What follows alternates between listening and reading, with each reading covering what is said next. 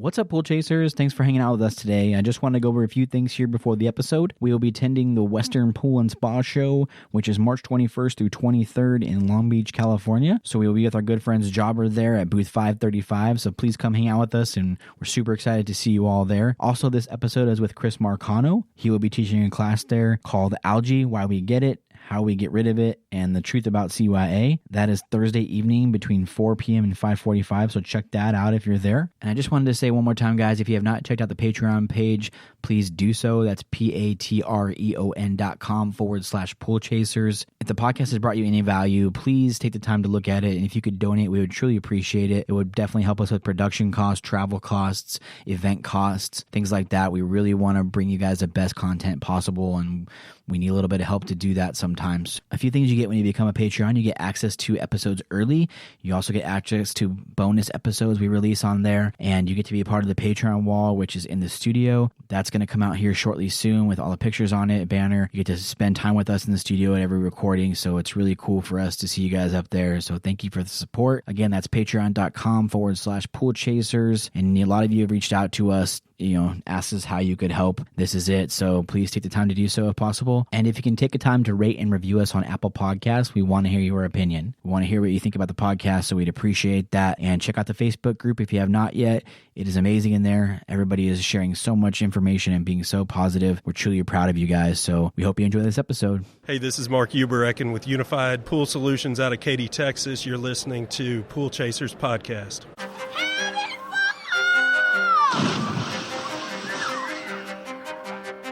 Welcome to your go-to podcast for the pool and spa industry. My name is Tyler Rasmussen. And my name is Greg Villafania. And this is the Pool Chasers Podcast. What's up, Pool Chasers? Thanks so much for joining us today. Our mission is to help educate and inspire in the form of a podcast. Today we have Chris Marcano with us in the studio, who is a director of training education for natural chemistry. We've all seen their booths at the trade shows and their products in our local SCP or wherever you purchase from, but how much do you really know about the company and the products? We hope to kind of break that barrier today, so we're all a little bit more knowledgeable on what we can offer to our customers. What's up, Chris? How you doing? Thanks for joining us all the way from Kansas today. Yeah, hey, thank you guys so much for having me. It's always a pleasure, and I'm really excited to be here and have this conversation. Cool. How was your trip? Uneventful, thankfully. It's always a good thing. Got on the plane. I will say that the Wi-Fi was down, which we become spoiled these days, but it is what it is.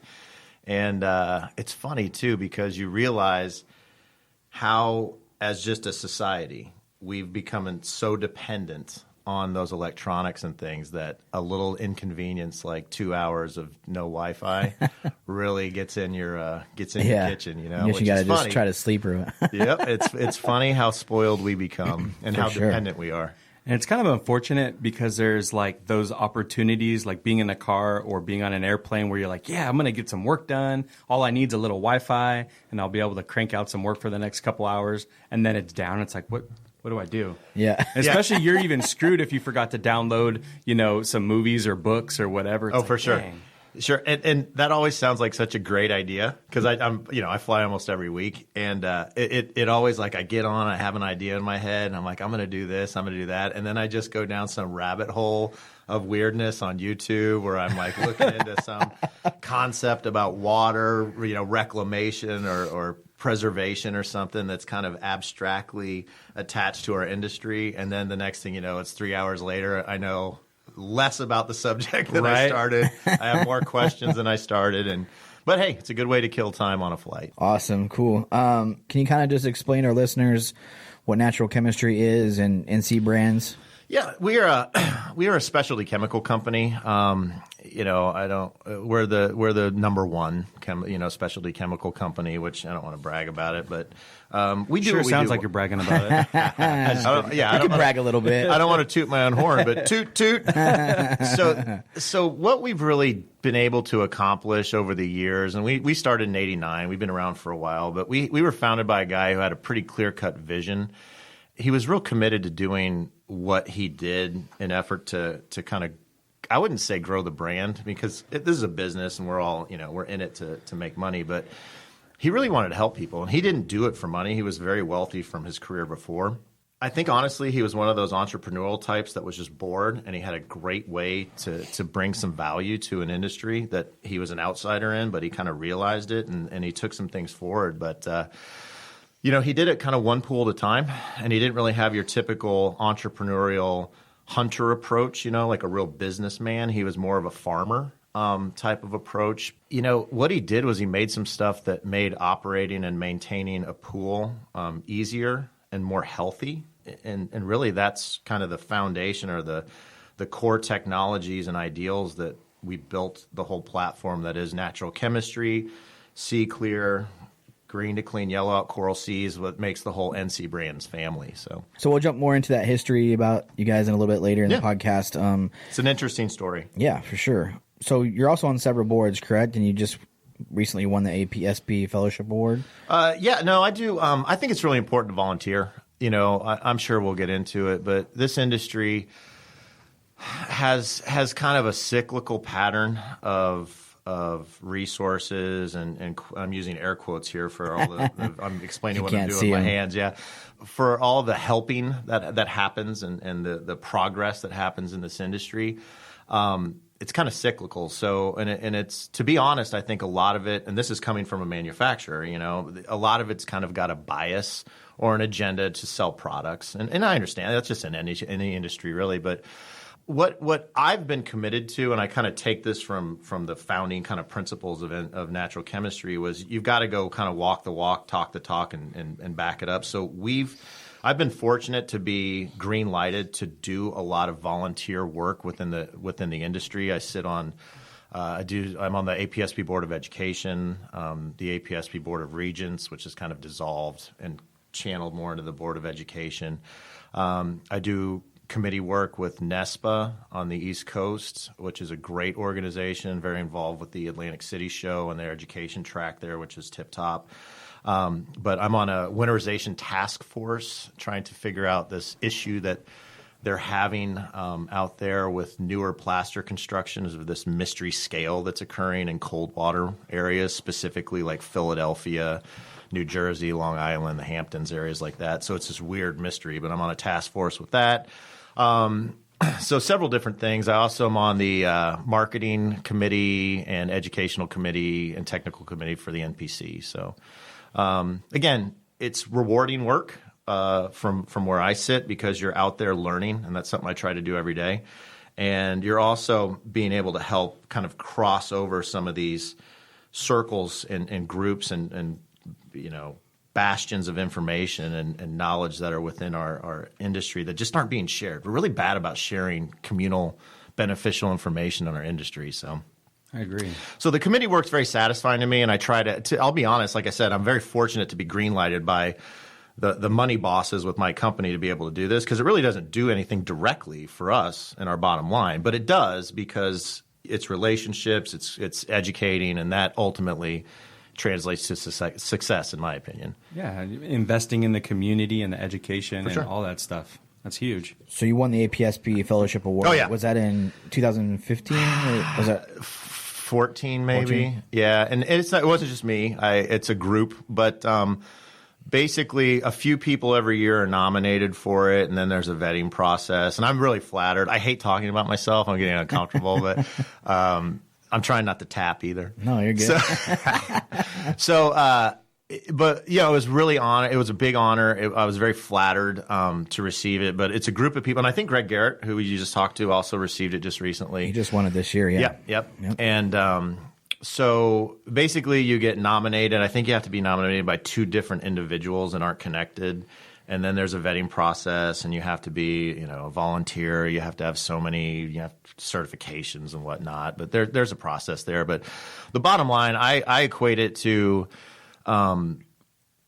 just nothing more than just going out there and doing a little extra and get in front of groups of people, whether it's a local APSP chapter, bigger organizations, but just get out and do a little something and help the community of our industry. And it does pay off. I mean, like I said, it's the most rewarding work that I do, just helping people and kind of providing solutions, because there's such a need for that. And that's why you guys are here, which is the great thing about this. It's so refreshing to see something like this actually not just being talked about, but being executed and executed well. Most definitely. Hey guys, we're interviewing a few of Jobber's customers today to let you hear their testimonials. So thank you for joining us today, guys. Can you share with us who you are and what you do exactly? I'm Sean King, the owner of Florida Leak Locators in Orlando, Florida. And I'm Ken Wilshire. I'm the business development manager. Then we find leaks, we fix leaks, and that's all we do. Nice.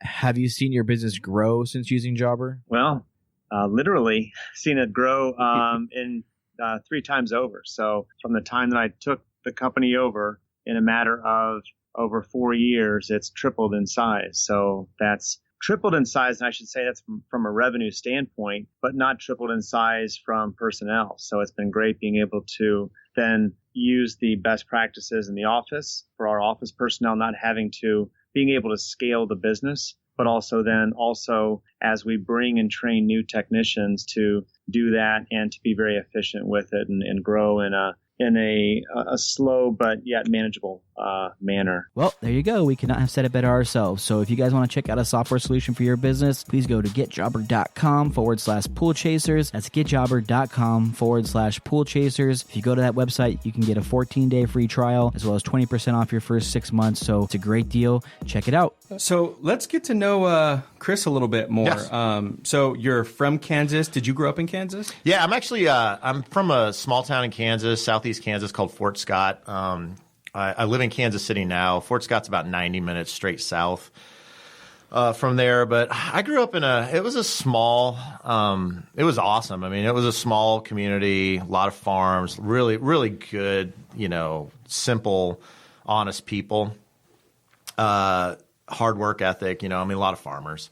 My grandfather lived there and my grandmother, and he was, retired he was in World War II. He fought 2 deployments in World War II, and then he drove trains. He was a train conductor his whole career for Santa Fe and Frisco, and so he's a man's man, but he had farmland, he had Brahma bulls, like we went hunting and fishing. I mean, it was just cool kind of upbringing, That is so cool. But so grew up there, just, fun, easy living. When I was about 5th or 6th grade, I think we moved to the big city, which was Kansas City. And I've kind of been there since, and still live there now in Overland Park. But My grandparents grew up in Great Bend, Kansas. Well, they grew up all over, but when I was a kid, they lived in Great Bend, Kansas. So I used to go there, and there's it's just one road, and at the very end, there's a McDonald's and Walmart. Yeah, which is really weird for me because I grew up in California, right. With all the new age stuff and everything's coming out. And I remember do you remember the D3s that we used to wear, the shoes, the skate shoes? So I had those D3 shoes, and I went to Great Bend, and I was in this Pizza Hut, and someone was like, "Oh, there is a Pizza Hut too." That's pretty much there's always a Pizza Hut. I was just about to say, I spent so much of my formative early years at the Walmart and at the Pizza Hut. Yeah, man. Was it at least a buffet Pizza Hut? Yeah, yeah, a sit down. Oh yeah, full on Pizza Hut with the red and white checkered tablecloths that were always sticky. Always, yep. Always sticky. Yeah. So I was there, and these kids walked up to me, and they're like, "Where did you get those shoes?" And I was like, "What? Those are like my 3rd pair." Right. They thought you were an astronaut or something? Those shoes don't come here for like another year. And I was like, "What?" I'm like, "No way." I'm like, wait. And then back then, online wasn't a thing. Where was that entrepreneur spirit? I'd have sold those things. I was just thinking the same thing. I should have just took them off and sold them. I'll be back in a month. Save your money. But yeah, I mean, there's always a Pizza Hut. But yeah, that's it, man. There was like a couple, smaller family-owned restaurants. Yeah. One Pizza Hut, one Walmart, one McDonald's. Yeah. My grandparents went to McDonald's every single morning, like without beat, sit there with their, all their older friends and talk about stories and just for hours at McDonald's. It's crazy. It's so funny, man. Super cool. So in the summer, this is kind of where I cut my teeth in the pool industry. But in the summers, when it was warm, my grandfather stayed very physically active. He would go, and him and a couple other buddies had a deal with whoever managed the local municipal pool. So when it had water in it, they had their own key, and they would go in and swim laps, right? Just as part of this physical activity. The guy stayed in shape. So he would drag me along, and this is like at 5 in the morning. So Yeah. of course I'm like 8, and like this is a nightmare, because the slides, the awful one slide at this pool wasn't Yeah. on. It's just cold water. He didn't have a cell phone to like sit and no, there's hang none out of and that. watch YouTube. None of that. But as part of the deal that these old timers had access to the swimming pool and had their own key and could use it before it opened, like 10 or whenever they opened, they offered to help pick up stuff. So my job, I think this is why I got dragged along as an 8-year-old, was to freeze my tuchus off in the pool for an hour and then go around, and it was an old kind of skimmer trough style concrete pool, and I had to just scrape out all the gnarly stuff out of the skimmer, to help clean it up. That was what they stuck me on. That's how they got their key. Yeah, it was basically he'll do it. Yeah. You know what it was? It was good learning. It was a good learning experience. Man, that's rough. So is Chris with you? Yeah. He's got it. That's really cool though, like the way, because I always talk about the way we grew up and the mentality of our parents, like having us do that kind of thing. It makes you appreciate hard work and understand that, because For sure. because you tell a kid today, like, hey, come with me and clean that out, be like, what? Like, people get paid to do that. I'm not cleaning that out. Like, the whole mentality is so much different. Like, when we grew up, we used to help my dad work on cars and mow lawn and do all this. But he would just have us do it with him. It's what you did. It's cool. Yeah, it's just what you did back then, and So was there anything like really unique about your childhood? Like the success you have today and the person you are today, is there anything that you can kind of give credit to just kind of growing up in the earlier years? That's a Bo Jackson? kind of a heavy question there. I had strong work ethic, big character. I had big personalities in my family. Like I was fortunate like that. It's my mom was a really strong-willed person, big personality. She definitely kind of ran the house, but she was a career woman. She had a master's degree. She was a nurse practitioner her whole career. So, it was funny too, because it's like, oh, how was that? It's like, well, we got all of our shots in the kitchen. Like, you know what I mean? Like, oh, you're due for a shot. You didn't go to the doctor. You got it in the kitchen, Nice. So if I got stitches, she always there was no need for a return visit. She just pulled them out in the kitchen with tweezers. It was kind of like that. But Did that make you feel safe? yeah, I lived. Here I am. Yeah. Just a few scars and good stories to tell about it. But Right. that was important to me too, like having a good work ethic like that, and also my mom was a really big advocate of just meaning what you say, saying what you mean, and just really being honest when you're dealing with people. It's a good a novel idea, right? Good thing to do. Yeah. Were you like a good student or kind of a class clown? Nope. Bored easily. I don't know, somewhat of a class clown. I like to tell a good story, but I struggled. I mean, it was always easy for me to get C's and B's, in school, but it was also like I'd read ahead and be done with it and just kind of like I'm checked out. Yeah. So- I just need a pass kind of thing. Yeah, I guess so. How big was were you going to a schoolhouse in Kansas, or were you was your town a little bit bigger than No, that? small school, real school. It was a real one. I had 1st through 6th grade, but it was kind of strange because going from a very small school to a much, much, much bigger, school when we moved in the 5th grade, but it was no problem at all. I actually liked it because I still would go back and kind of spend a lot of time in the summers on the farm in Kansas, and Ooh, but that's the accent. Did you hear it? so but then we moved to a house in the suburbs, and Kansas City is a great suburb town, But lo and behold, guess what they had at this new house? It was one of the most things I was excited about. It was this big pool in the backyard, So, yeah. That's crazy. Not too many people that have been on the podcast have actually grown up with a swimming pool. Oh, I did. Oh, yeah. It's pretty cool. We did kind of for the most surprised part. by that, to be honest. Everybody asked, we're like, oh no, never had a pool. I'm like, It's funny, isn't it? It is funny. So yeah, that was one of the most exciting things for me, though. It's like you're in 5th grade and you're leaving what you know, so it's always stressful, and you've got anxieties about that. But then it's like, yeah, but this house has a pool, and it's big, and it's awesome, and there's a slide, and a diving board, and, All that good stuff. all the good stuff. How deep was the pool? So in the Midwest, typically, if it's an in-ground pool, it's probably 70 to 80% vinyl market, and because yards are bigger there. And because of that, you build a big pool if you build a pool. So it was 20 by 40 with a step section, which is very typical there, vinyl, 8 feet deep with the well. I mean, that's like the pool. So it's typically they're 18 by 36 or up in the Midwest, and vinyl is still king there. Okay. So you had a funny story regarding that pool? So that's when I became a semi-professional pool service technician.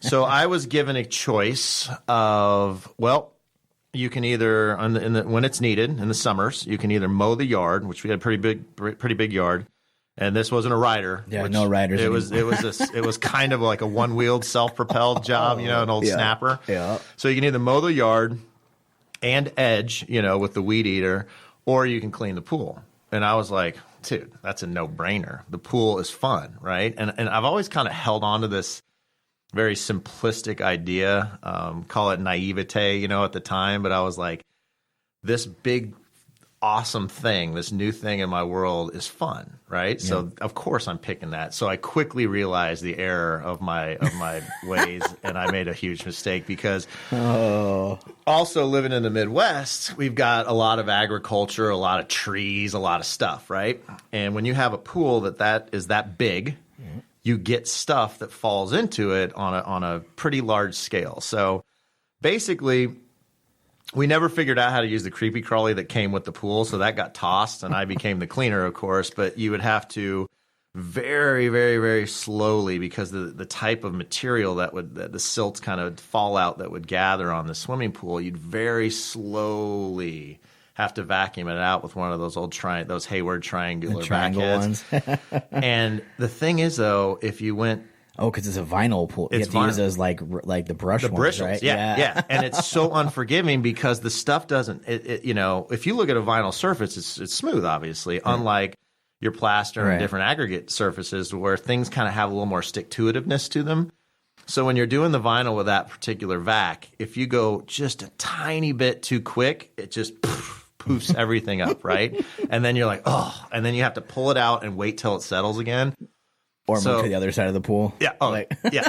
So of course that would my anger would get in the way, and I just angrily sit there and stare at the pool. So what would have taken me an hour, probably hour and a half to vacuum or to mow the lawn, it was always a 3-hour endeavor to vacuum that pool. Man, it was a nightmare. Now I will say That's this. Rough. That was back when we had like an old sea blue, tiny, as big of a pool as it was. We had this tiny. I still remember it. We had this tiny sand filter. And one day it just shot craps, right? It just conked out, and it had like it just needed a new pump and filter. So my dad went and he did the right thing, and he got, I still remember it, a Hayward Super Pump with the square lid and a DE filter, and it was like game changing for me. I was like, so my miserable days of pool technician early on totally changed because the DE filter actually gathered that stuff, so there was 90% less material that deposited, and the pool actually became fun for me probably when I was in the 8th grade. There you go. So it was 2 years of misery. The story had a happy ending, and it's ironic that stuff that was gathering is just basically organic material that's fallen out, and lo and behold, fast forward, I work for the company that makes the leading technology that takes that stuff out. It's just kind of ironic, and I always get a kick out of it. Full circle, huh? Yeah. That's awesome. So anyway, anytime I talk to a group of people or a company or anything, and it goes back to, I know that pain of cleaning a big dirty pool. Every Saturday I know that pain. Yeah. And it was not fun. No, it was not fun. Good learning experience. Yeah, yeah. Especially when you got bad equipment. That's the other thing. Yeah. I don't think we had a choice. We pretty much did all of it. Mowed the lawn and the pool, and we kind of always joke. I always joke about that because my little brothers got it so easy. By the time they came around, my dad paid for people to do everything. So even after like Friday night football games, like the next Saturday morning, still doing yard work. When every part of your body hurts. That was rough. Like, hey guys, we got to pull this palm tree out. What? Yeah. So you went to KU, right? Yep. Went to the University of Kansas. Spent almost 6 years there, not a doctor, for the record. I jumped around in majors quite a bit. So I was in journalism school for most of it, and they have a pretty competitive journalism program. But what it really taught me, though, is that I totally didn't want to be in that kind of rat race, because that's really what it is. But what I liked about it, though, was just the information aspect of it, of being able to tell stories and communicate and things like that. So then I always kind of had a science and interest in science, so I had a lot of science classes, but it was never a focus of mine. So I ended up getting an English degree, and I had every intention of actually becoming a teacher, but then it just 6-year degree for a teacher. Yeah. Go figure. Yeah. And then and here I am. But so you're kind of a teacher. That's how I look at it. Yeah. Because people ask me, "Are you in sales?" I'm like, "Not at all, actually." I'm director of training and education, as my title, as ambiguous as that is. I mean, but so I ended up getting started in the industry after college with Leslie's Pools, which is, as you know, it's a huge retail operation, and I think it's really interesting about them. They're so big, if you think about it, within our industry. They have such a presence just because of their scale. Everybody knows somebody who started off with Leslie's, which is a good thing. Everybody it really does. is. And it doesn't matter if it's distribution or big service companies or manufacturers. It doesn't matter. I mean, you throw a rock in a room of pool guys, you're going to hit someone who's worked for Leslie's before. Yeah. So, yeah, I ran a store in the Midwest that did very high volume. It was very stressful at times because it did do such high volume, and it was seasonal volume. It's not all year. Yeah, I was going to say that, because isn't it? It's just high volume for only a few big months, and then So typically where I live, and this is actually kind of an expanded snapshot of the Midwest, but typically or expanded season, I should say, because in the Northeast you've got about 12 weeks at best. We have usually about 14 to 15 where I live, but you open the pool maybe in April if you're early, typically in May. And then, God, you shut it down. Unfortunately, a lot of people now shut it down when their kids go back to school, which is earlier and earlier. So it's, in August. But typically you'll keep them open there until the leaves start falling, so September. Okay. But, big pools. People don't want to be poolless when they have one. So if there's an issue, they don't care.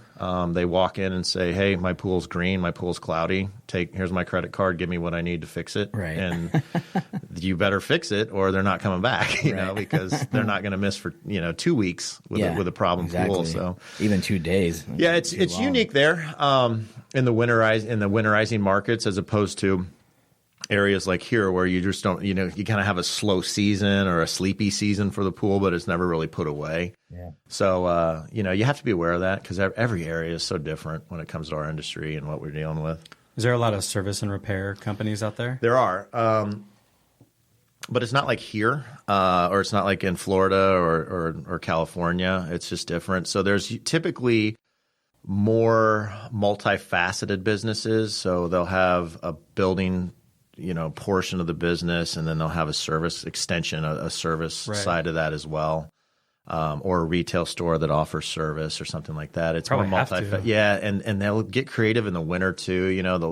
They'll plow snow plowing, or some people will put up Christmas lights, which you never would think, but they'll say, "Hey, for $400, we'll come string up Christmas lights," and it gives their guys something to do, so they can keep them year round. Or curb painting. Yeah, actually, yeah. Paint some curbs. Yeah. I mean, you got to do what you got to do, especially if you're, sure. In such a specialized niche industry that basically gets shut down for 6 months. You're off the books, So, but yeah, my experience with Leslie's was a really valuable one, because it was such a high volume store. I think it was a top 5 at the time as far as sales. And that's in comparison to stores that were year round, So, but I started there, I think in 99, and as an assistant manager, and just kind of randomly, by the way. And 6 weeks later, the manager of the store was fired. And so it became my responsibility as the assistant one to hold down the fort with really no support system at the time. You know, it was a long time ago. They did things differently back then, but until they found a new manager, which ended up not being until like October. So I was 6 weeks into the industry and running this high volume store. So I was kind of like, oh man, I'm definitely in over my head. So, you know, just being able to survive that was invaluable. But one of the things that I did that I still kind of harken back to and try to do today is I just said, all right, you've got to, I figured out quickly that I've got to know what I'm doing as far as, you know, just the day to day. And it's not the business stuff. That was pretty easy, you know. Running the registers, making the bank drops, scheduling, that stuff just came. But it was like, I have to learn the craft, the industry, like what, you know, there's a lot of knowledge and expertise that comes to, you know, servicing these swimming pools. So what I did was I just went around the store, went around the parts room, and I just once a day, I went to one area and I committed myself for 15, 20 minutes to learn whatever that was. So if there was the O-ring wall, I would go over and I had the parts book and I tried to figure out, okay, we sell a lot of this O-ring. I need to know exactly what it's for. Because, you know, I had no idea. Right. 6 weeks on the job, I had no idea that, like, this rainbow chlorinator is the one that we sell. 80% of the chlorinator O-rings are this rainbow one. You just got to figure that out to make the day-to-day easier, because you can't waste time chasing down these uncertainties. So they don't help you either, because all it has is, like, Hayward or Pantera or whatever. Right. It's like, well, thanks. And I got to figure out this O-ring goes to 6 different pumps, and this one goes to 3 different ones. And of course, they all look the same. And then you have the customer that comes in, and again, I apologize, use theater of the mind here, but they come in and they hold their hands out, and they say, I need that O-ring that's this big. Right. You know, and it's like, that's 6 to 8 inches, 7-ish. Yeah. I have about 412 of those O-rings. Can you tell me what it's to? The pump filter. Oh, okay. We're narrowing it down. The pump filter, huh? Filter.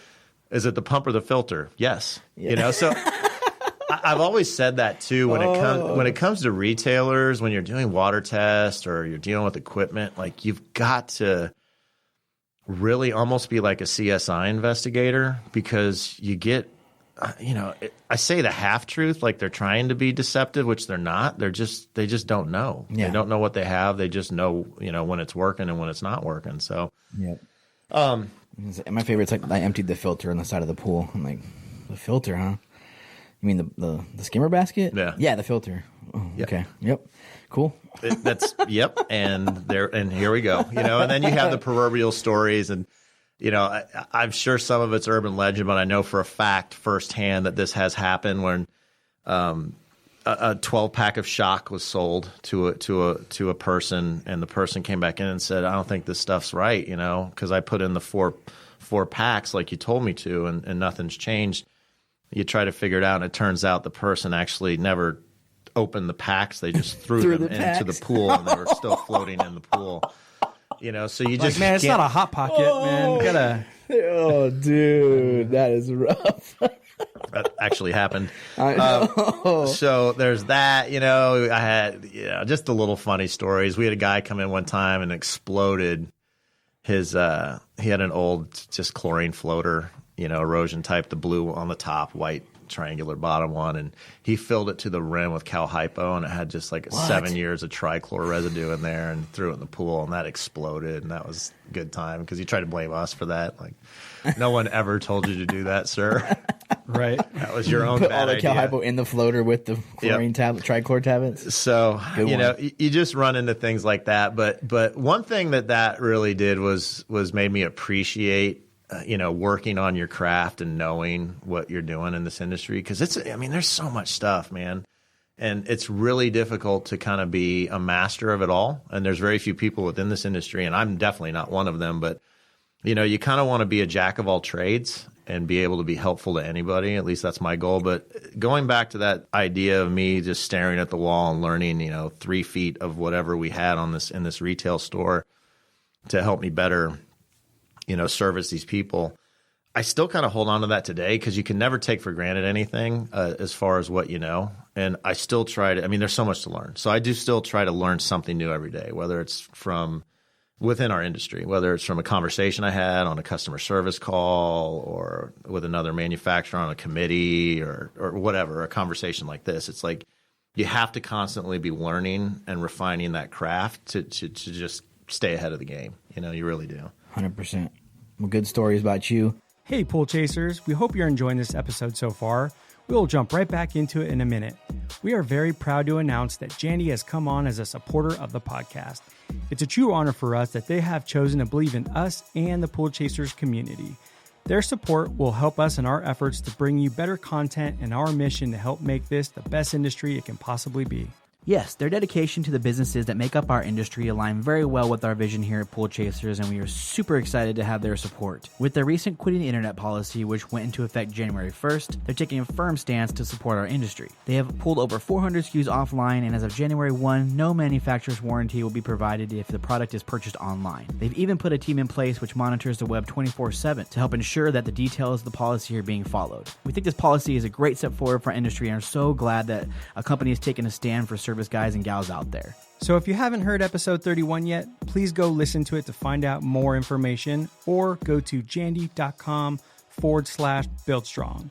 That's jandy.com/buildstrong. So can you kind of just touch base a little bit on Natural Chemistry's beginnings, and we'll kind of jump into what you guys do and stuff? Yeah. So unique kind of a company. It was started by a guy named the founder was a guy named Robert Kohlberger, and he made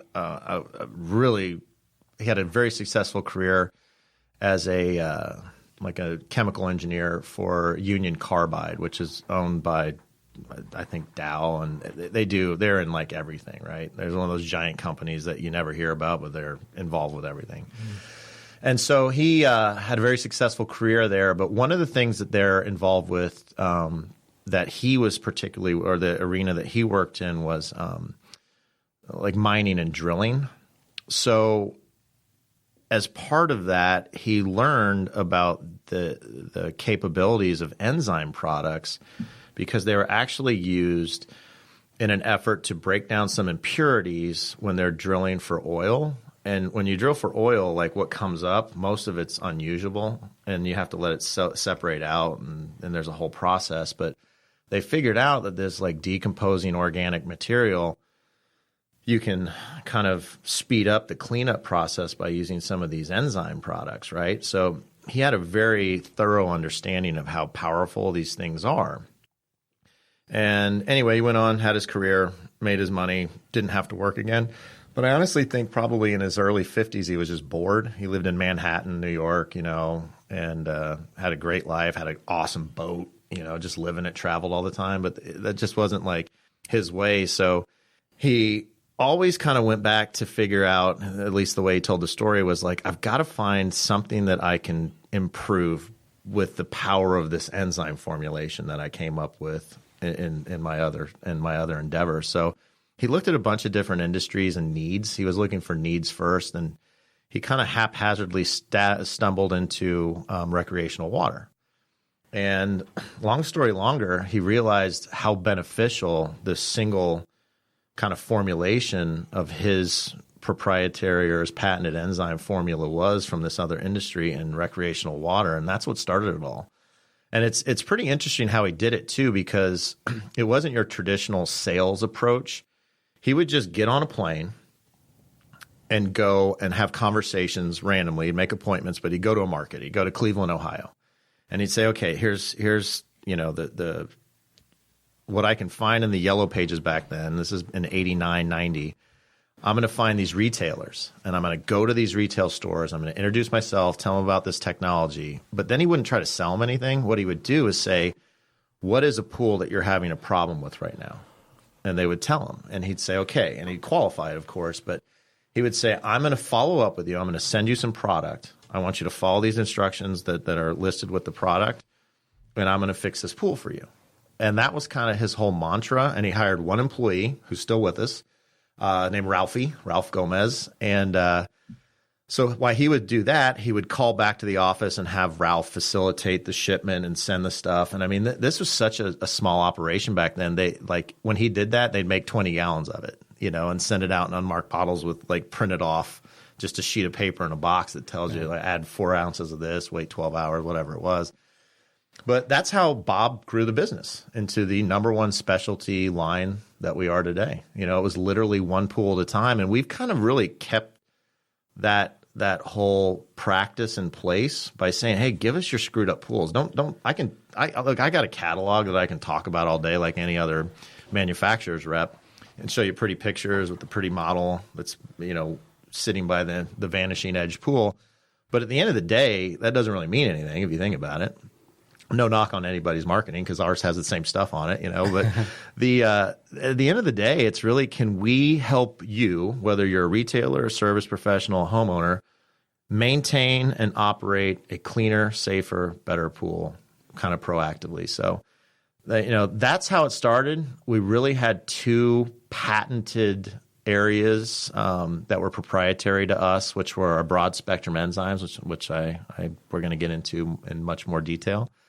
And also, we really were the first and foremost to bring to the table phosphate awareness and phosphate removal and their kind of detrimental role in the overall, which is really interesting because there's still so much confusion out there in the industry about it, which is just, it's awesome for me because it's kind of job security, But it's like phosphates are very detrimental to the overall wellness of a swimming pool, and they don't have to be. They just don't. You can get rid of them very easily, and there's a bunch of different ways to do it, and they're at a bunch of different price points, at a bunch of different concentrations. So it's kind of a proactive approach that we built the brand on. But again, it was all based around solutions that ultimately lead to a better result and a healthier, safer pool. Yeah, when we were researching it, when I saw that, you guys came up or you got the patent or license for technology to remove phosphates like in 1997, I was like, wow, 1997. I'm like, we just kind of started hearing, isn't it crazy? Phosphates like the last year or two, you know what I mean? Like they were becoming this big thing. And right. Like, 1997, that's, I was 8 years old or something. That's crazy. So it's funny too, because that's you're exactly right. And this is also part of the challenge. I don't want to say problem, but I'll use the corporate speak of challenge within our industry is that we don't change. We don't adapt. We don't it's not even, it's funny because in the rest of society, you don't keep a phone for more than a year and a half because you're behind the times, right? That's just not what you do. And we also don't drive a car that has cranker, when the windows don't go up and down with a hand crank and there's no cup holder, you just don't drive that car. But we hold on to these 30 and 40-year-old practices within our industry just because they're handed down and this is what you do. But things change. There's different types of pools now. There's different environments in those pools now. Plus, we evolved through innovation and technologies, and that's what we're all about is hey, these same problems with these bodies of water have been around forever. There's so many better ways to deal with them rather than just be reactive, wait for a problem, dump in a product, cross your fingers, hope it works. It's just not it's not the best way to go about it. But we're hesitant to change as an industry. We're really, really bad at it. So that's one of the things that you have to address to move forward is to get people, because it's challenging to get to change an attitude or belief wherever it came from, right or wrong. It's really challenging to do so. People are just used to buying the same stuff from their distributor, from their guy, and putting it into the pools, and then they cross their fingers and hope it looks good and they have happy customers. But if you take proactive approaches and really have a thorough understanding of what's actually happening in your pools, not just what happened back when these resources that are out there for education that were written 30 years ago. It's not about that. It's about what's right now, what's on your route, what are your customers' issues coming through the door at that retail store. So when you have that kind of understanding of the modern pool and what's out there, you're just going to do your job better. You really are. 100%. In 2016, Natural Chemistry acquired SeaKlear. What was the strategy behind all of that? That's a great question. It was really, to be honest, it was a no-brainer decision for us. They were our largest competitor, and they were a great competitor. To be honest, and we're actually kind of bad. We at both sides when they were not owned by us, they were very complimentary of our stuff for the most part, and we were very complimentary of their stuff because they were kind of an industry leader in clarifying technology, specifically the chitosan clarifier, which is just amazing stuff that still, as long as they've been around, a lot of people don't understand the benefits and how well that stuff works. and the real cool story behind it, because it is a cool story. But they really led the way there. And then they had some crossover products, some Me Too's that were like ours. And we did the same thing. You know, we kind of pioneered and were the industry leaders in enzyme technologies and phosphate removals. And then we started to kind of have a Me Too of a couple of their products. So, you know, and that was forced just because of marketplace and the fact that we were competitors. But when we had the opportunity to acquire them, it was a no-brainer. And we kept the key people for sure that were representatives of theirs, the Terry Arcos of the world. And, it was one of the best things we've ever done. And we didn't change anything. A lot of people were like, oh, you bought them. Now you're just going to make one super line of products where you're going to cherry pick some good stuff. And that we've kept all of their products in place. We always look at our product line, whether it's natural chemistry or SeaKlear now. And if there's products that just need to be killed, for lack of a better term, some consolidation because they're not moving, we look at it. But I think in the acquisition of SeaKlear, I think we lost 2 or 3 products out of the 55 that they made, that we make now, but they traditionally made. And it was just a no-brainer. They have this great, amazing – they had a great reputation. They had outstanding products, specifically in clarification categories. And they had a great loyal fan base, really loyal dealers, especially on the West Coast and the Northwest. So it was a no-brainer for us, and it's been extremely, extremely positive and successful. Very good. So we were able to tighten up some things too that they were a little loose on, and if the shoe was on the other foot, I'm sure they could have tightened up things that we did because we do what we do well, and they did what they did well. But it's been great. It's been great, and it's been really welcome. And it's kind of as soon as we got past the anxiety, because change is always going to freak people out, especially in this industry. But as soon as we assured people that we weren't killing the line and or anything like that and maintaining everything, it's been great. I think that's always kind of a question with when anybody acquires anybody is what are you going to take away from me? Sure. But you got to address that. Well, go ahead. I was just going to say we've seen it time and time again. And we've also heard time and time again. Like, oh, no, we're keeping everything the same. And then fast forward 6 months. Yeah, and it's all gone. Right? It's just totally and change is a tough thing. People don't like to change. Especially, again, in this industry, people are really bad about changing. I think it'd be cool to jump into that clarifier at a different time because I think it's really cool technology. But it's awesome technology. Yeah. Who would you say is your primary customer? Is it going to be the homeowner or a pool service professional? So that's a great question. We've built the brand, and this wasn't really by design. This is just kind of where the pieces fell. But natural chemistry, traditionally, if I had to say, we've been a retail company, just because of that's the channel that seemed to be the healthiest flow of our products. It just made sense, But the funny thing is from a company standpoint, it's like we really haven't considered ourselves a retail company, even though that's where a lot of our success was found. So we kind of realized that and changed a few things, especially after the acquisition of the SeaKlear line, because we really wanted to not be identified as just a retail company. Like they sell stuff that goes into these professional retail stores.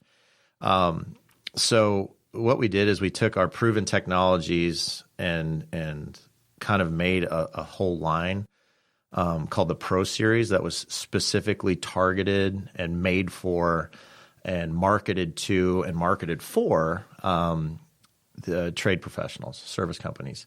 So higher concentrations, lower the cost. It has a great industrial look to it. All the technologies are proven.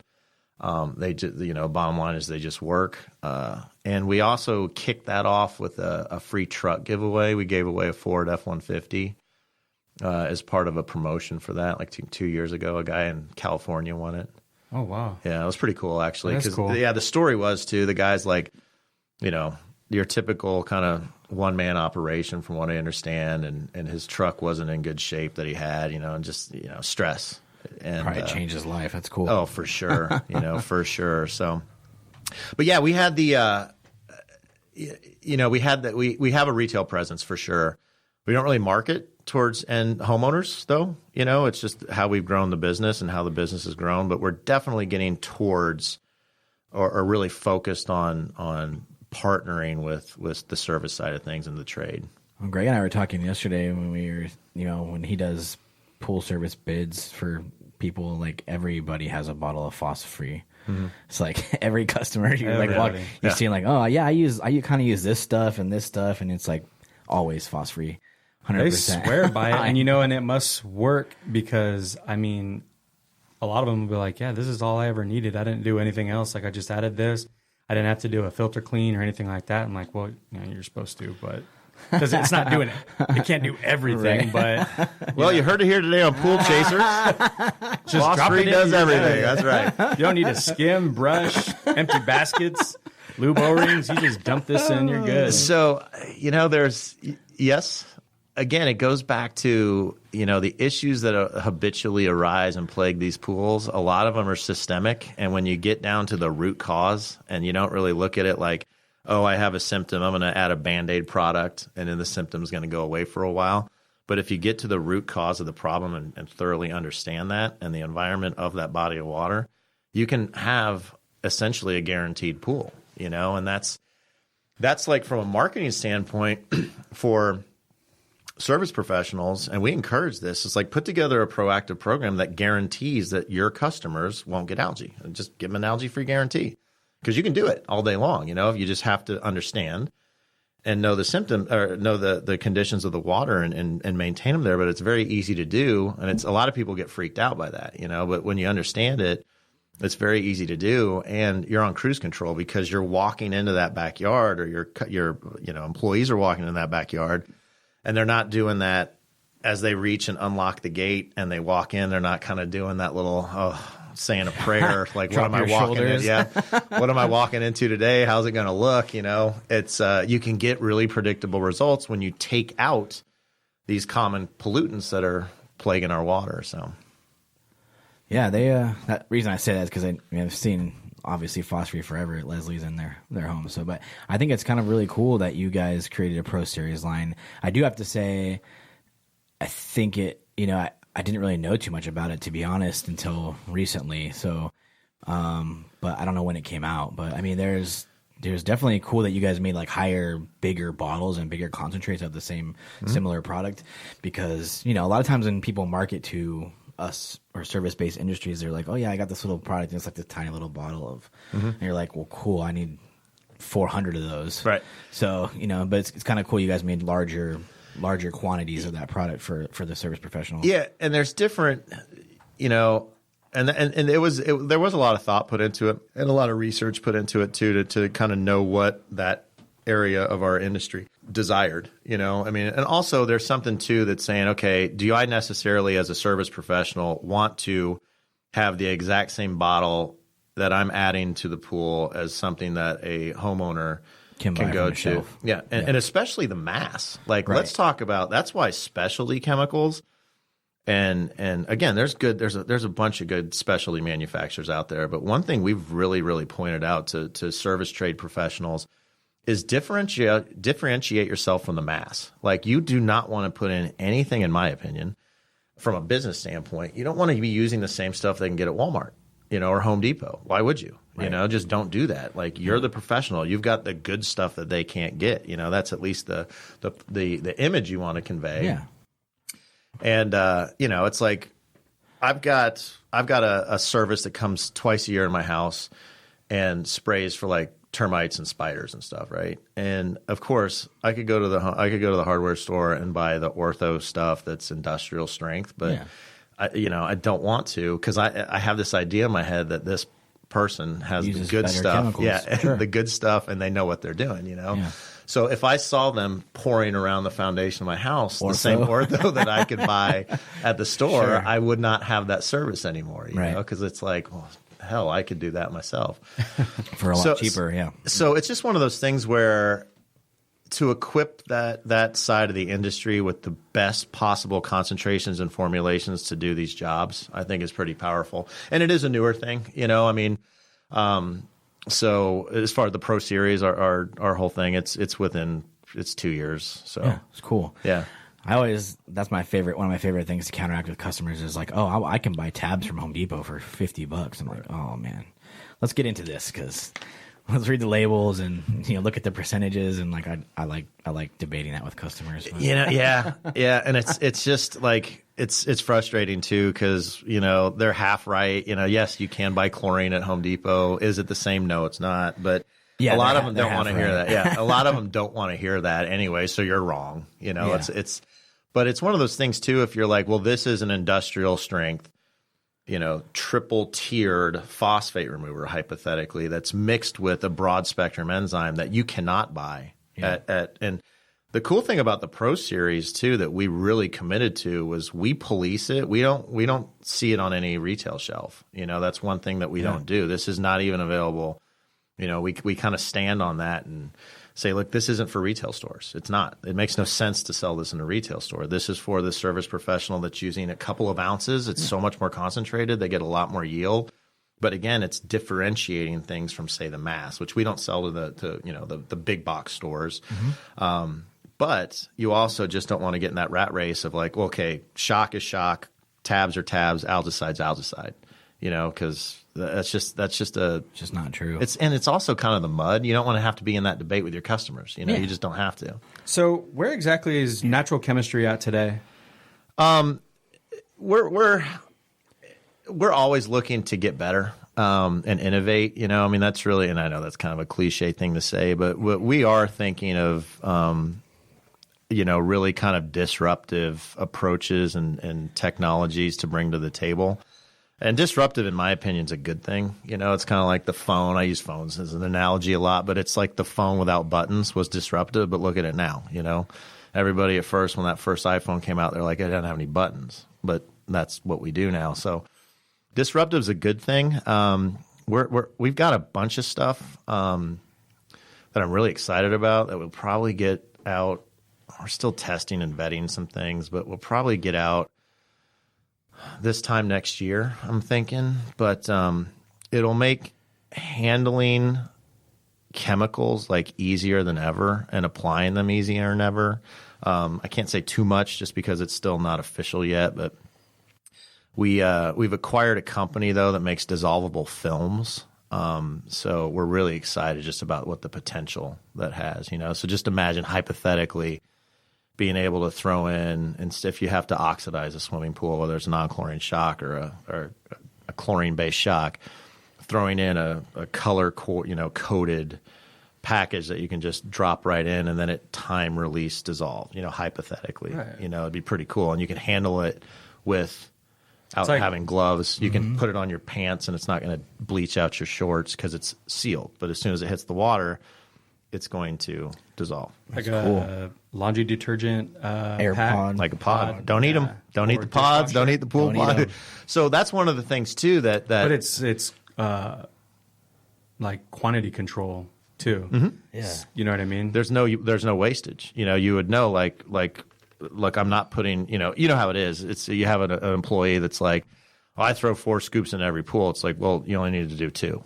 More is not necessarily better, right? Because that's just money. But that's why you can track tabs so much easier because it's just, pre-measured unit. Yeah, exactly. And once you get that human error, and I'm the worst at that, by the way. Like if I add something, I'm talking my own pool with my own product, and I know better because a lot of our products, especially our maintenance stuff, it has a pre-measured lid, which is actually a really nice benefit because you pop the overcap off and it's 4 ounces, and all of our packaging says this cap treats X amount of gallons, and it's usually geared around 10,000.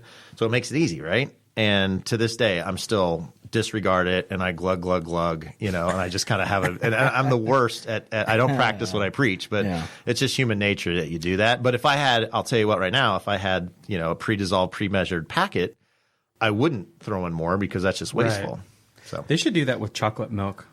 Because I always put, how you think you pre-measure, but you just click. Mm-hmm. My kids are always complaining like, Dad, it's just a little too chocolatey. Same thing with a probably the only kids to ever complain about that. Yeah, so, probably. That's funny, the chocolate milk thing, random ADD moment here. I tell a lot of people, and I train our customer service people to always tell anyone who calls in, especially homeowners that call in, to make sure to set their returns down and in the same direction, right?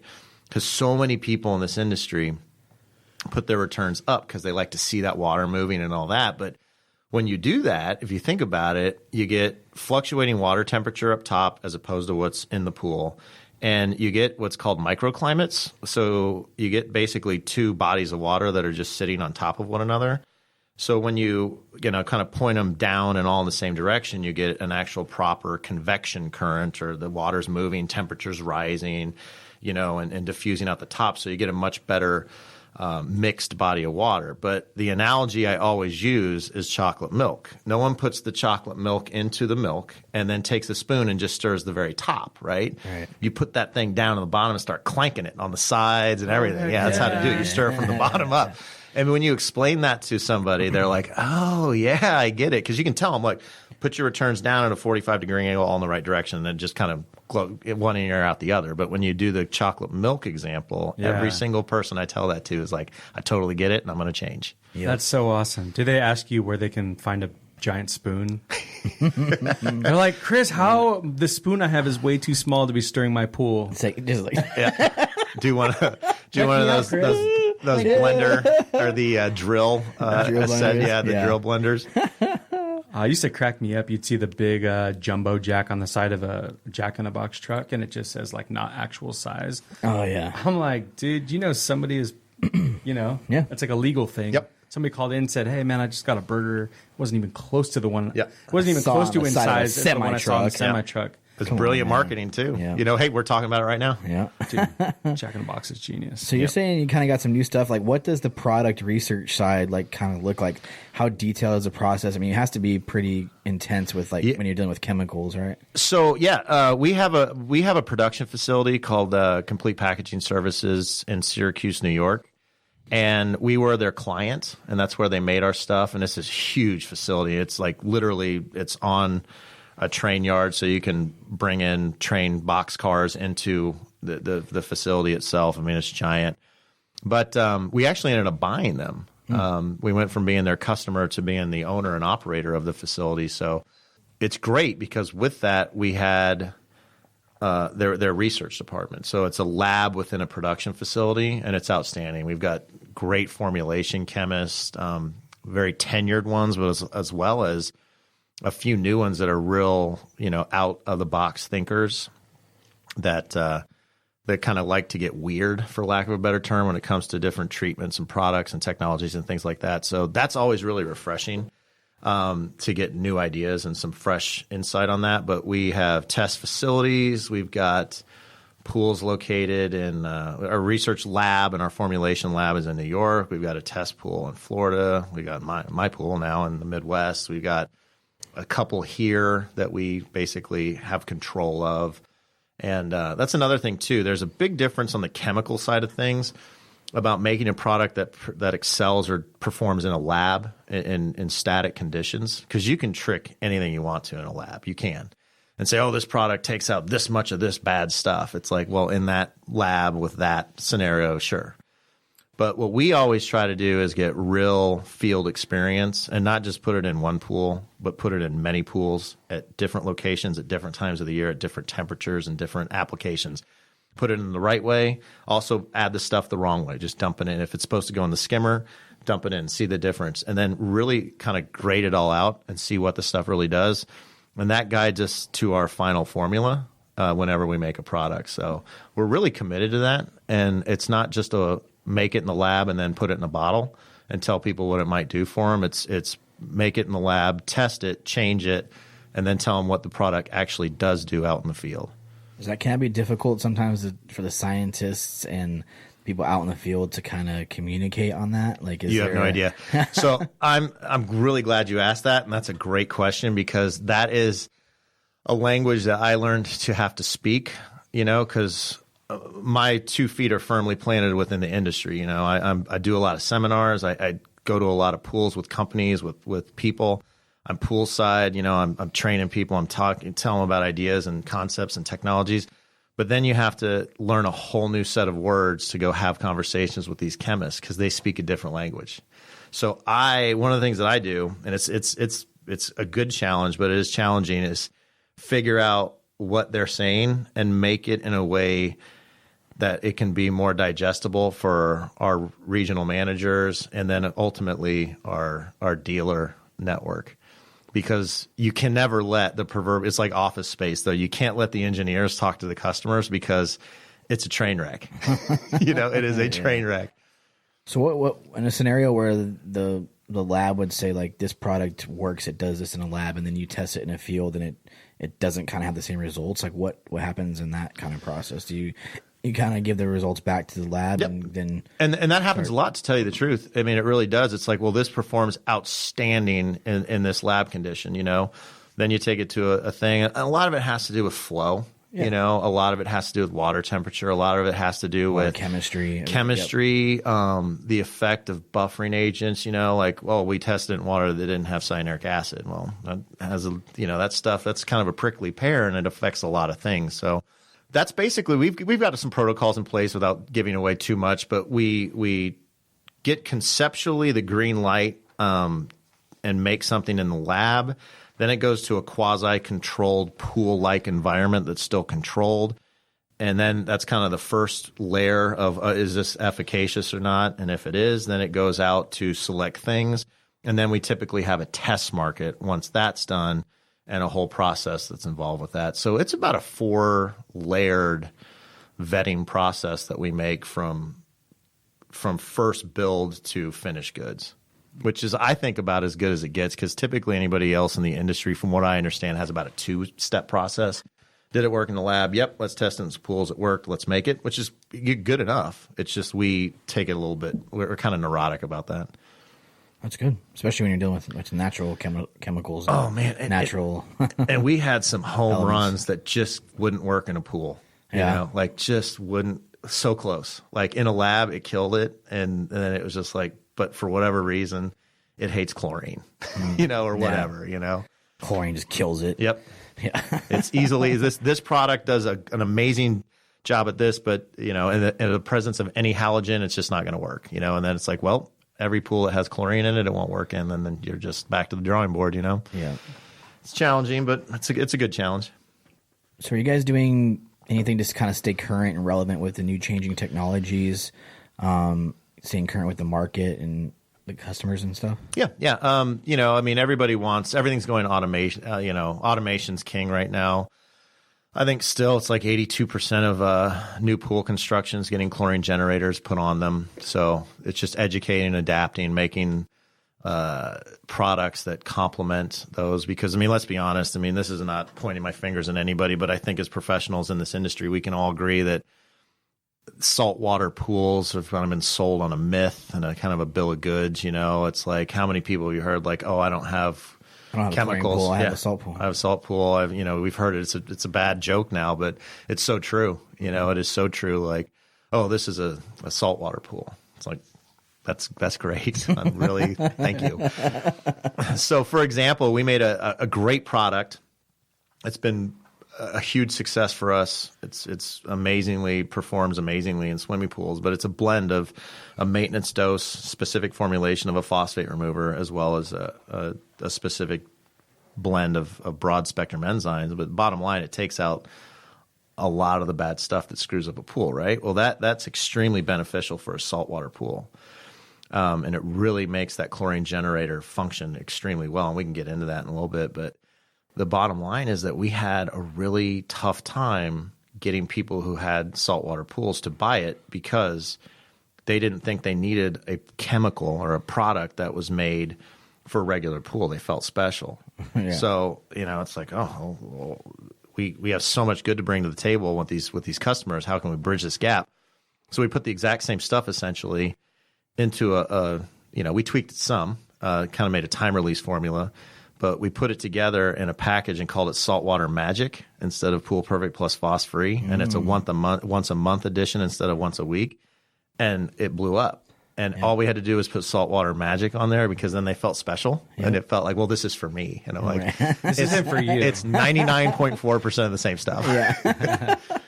That's something. That's all. Sometimes it's all about how you say it, how you phrase the question, and that just how you absolutely. And that's one of those things too. It's like I try to preach this too to better market like service companies too. Like it's a marketing hustle, man. You've got to be able to make yourself digestible and desired by your customers. You know, it's not like, oh, well, there's some guy who shows up and I don't know really what he does, but, you know, we pay him X amount a month and he kind of cleans my pool. It's like, have a hallmark thing, you know, offer guarantees, be proactive.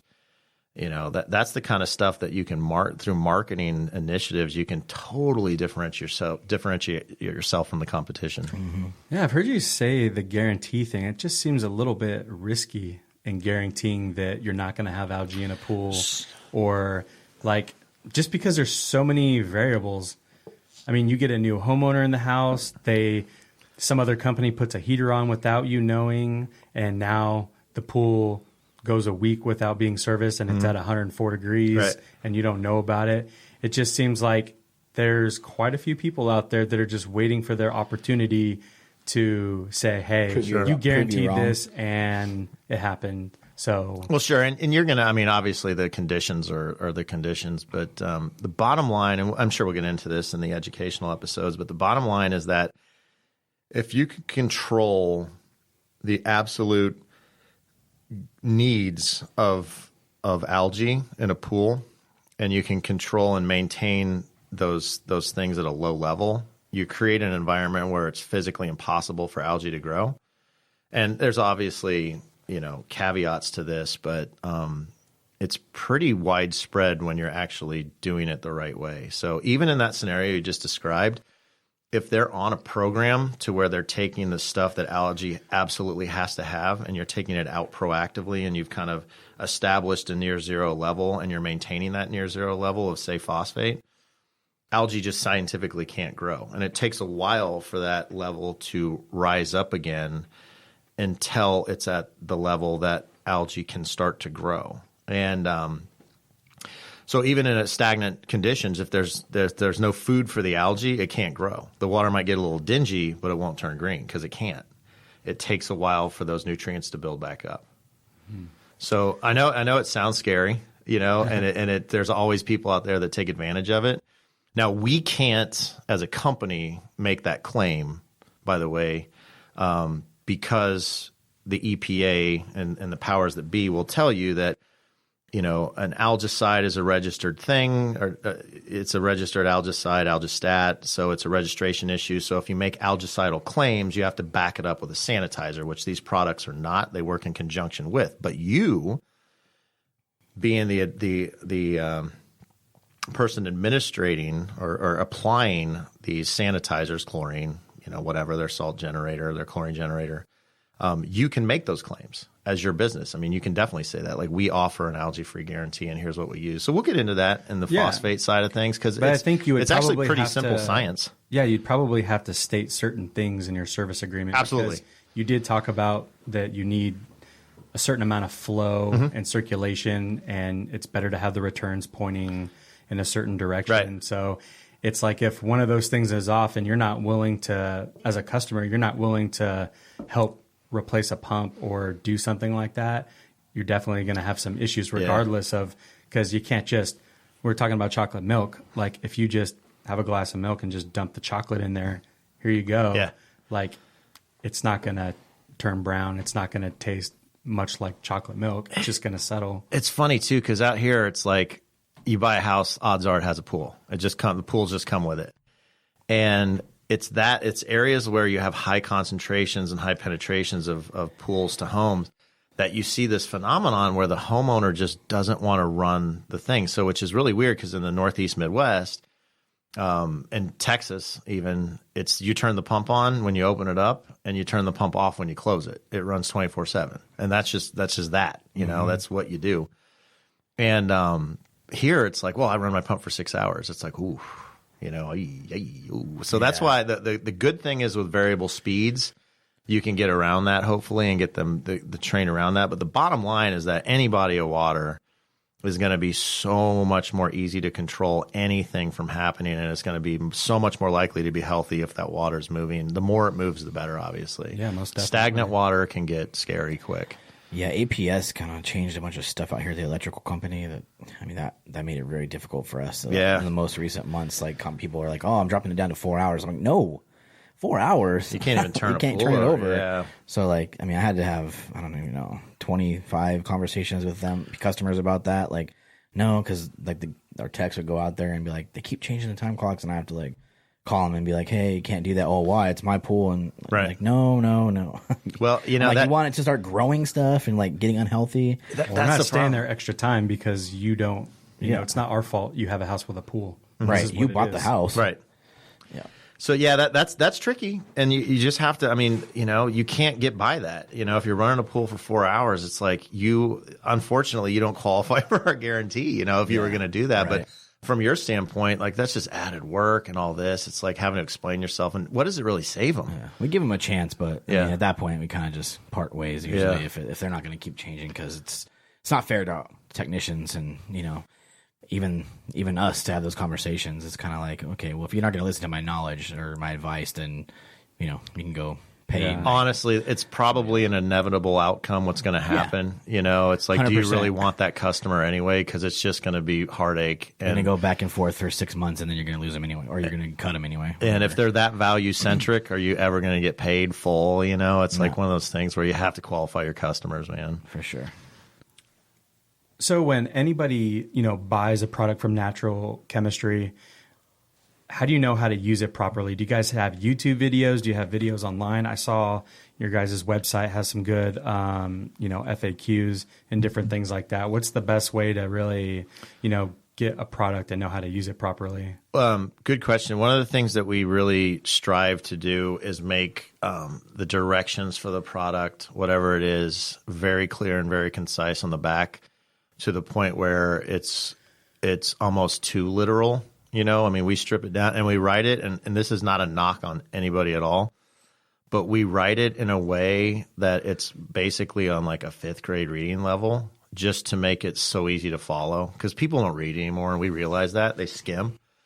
And I'm just as bad as anybody, but we just skim instructions. So we try to be redundant on important points. Like if we say like this has to be added to the skimmer while the pump is running, we'll repeat it 3 times on the back, but also do it very, very streamlined and very concise. Yeah, your bottles have like the big bold on like 3 times on the bottle. So I'm glad you brought that up. So story behind that, right? So we're in a marketing meeting, and we were redoing all of our labels. And so that's something that's pretty cool that we do. We go and sit down with the formulation chemist every year, and we reassess formulas, because we've changed our enzyme formula 20 times at least, and we always make it better if we can.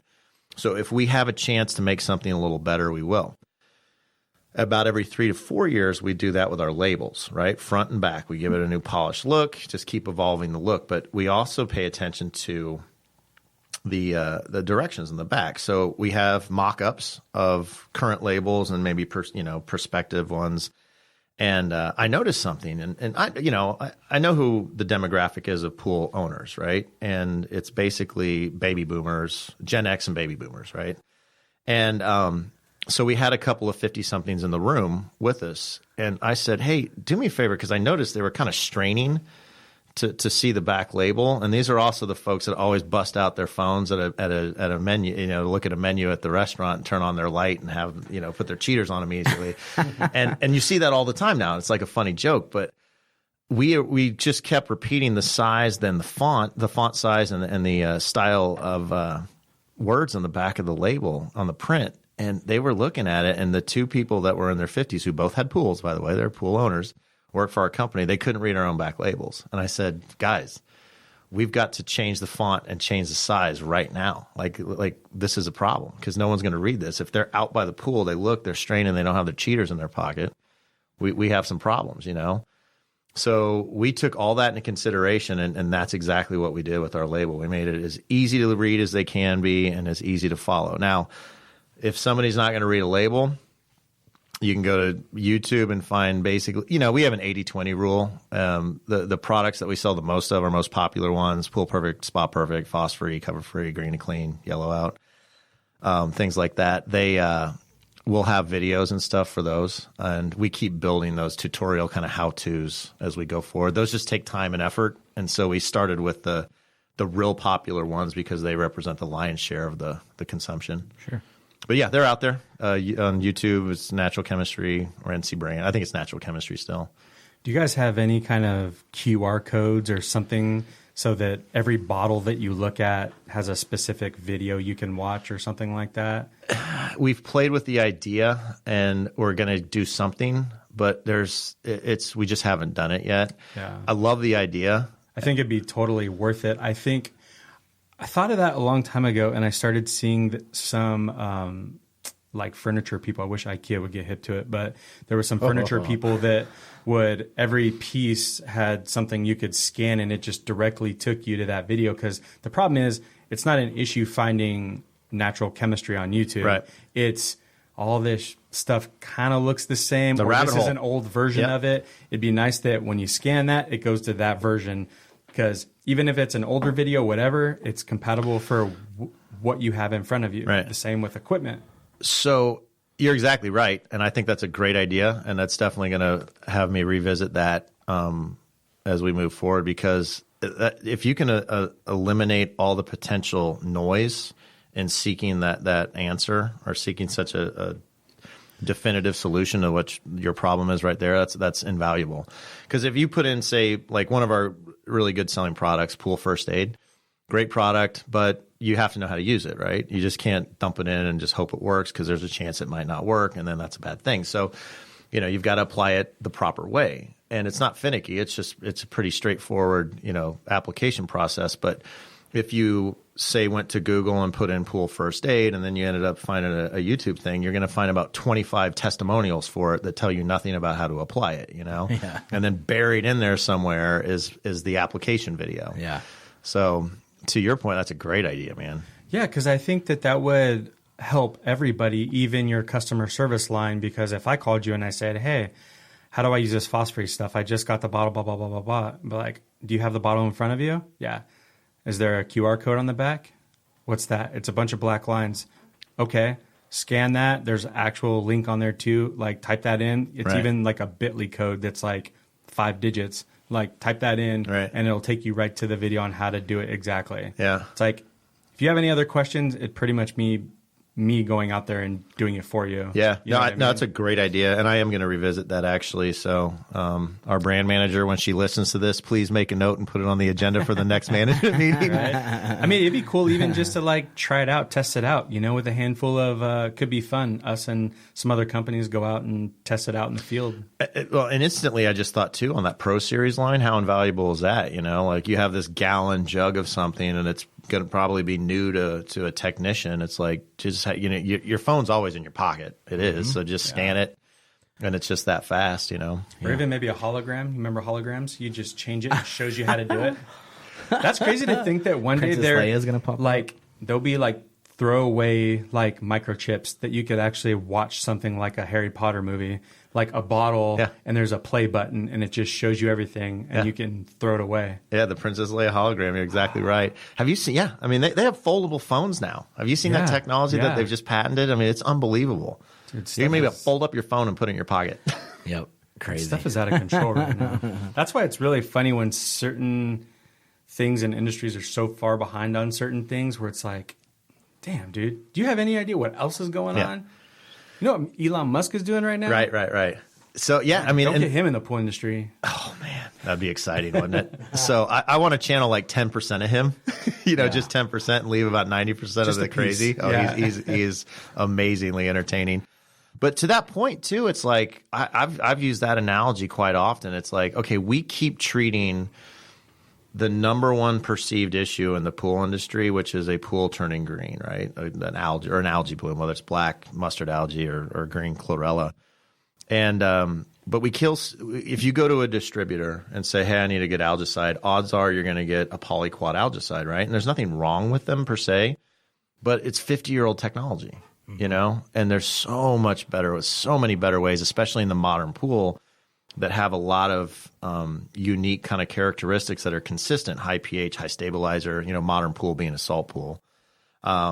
So we have these consistent characteristics where, like, polyquat algicides just don't do well. But nobody gets that, because they don't take the time to really understand what the dogma is in our industry of algicides work. You get a green pool, you put in this product and it goes away. Well, so often it doesn't work anymore because the problems are evolving. The algicide is the algae, is very viral or virus-like, and it's adapting to and changing. So, to your point, things move fast, change happens. And again, our industry, it just is not good at keeping up with that change, So that's one of the things I'm committed to, the 10% of Elon Musk, For sure.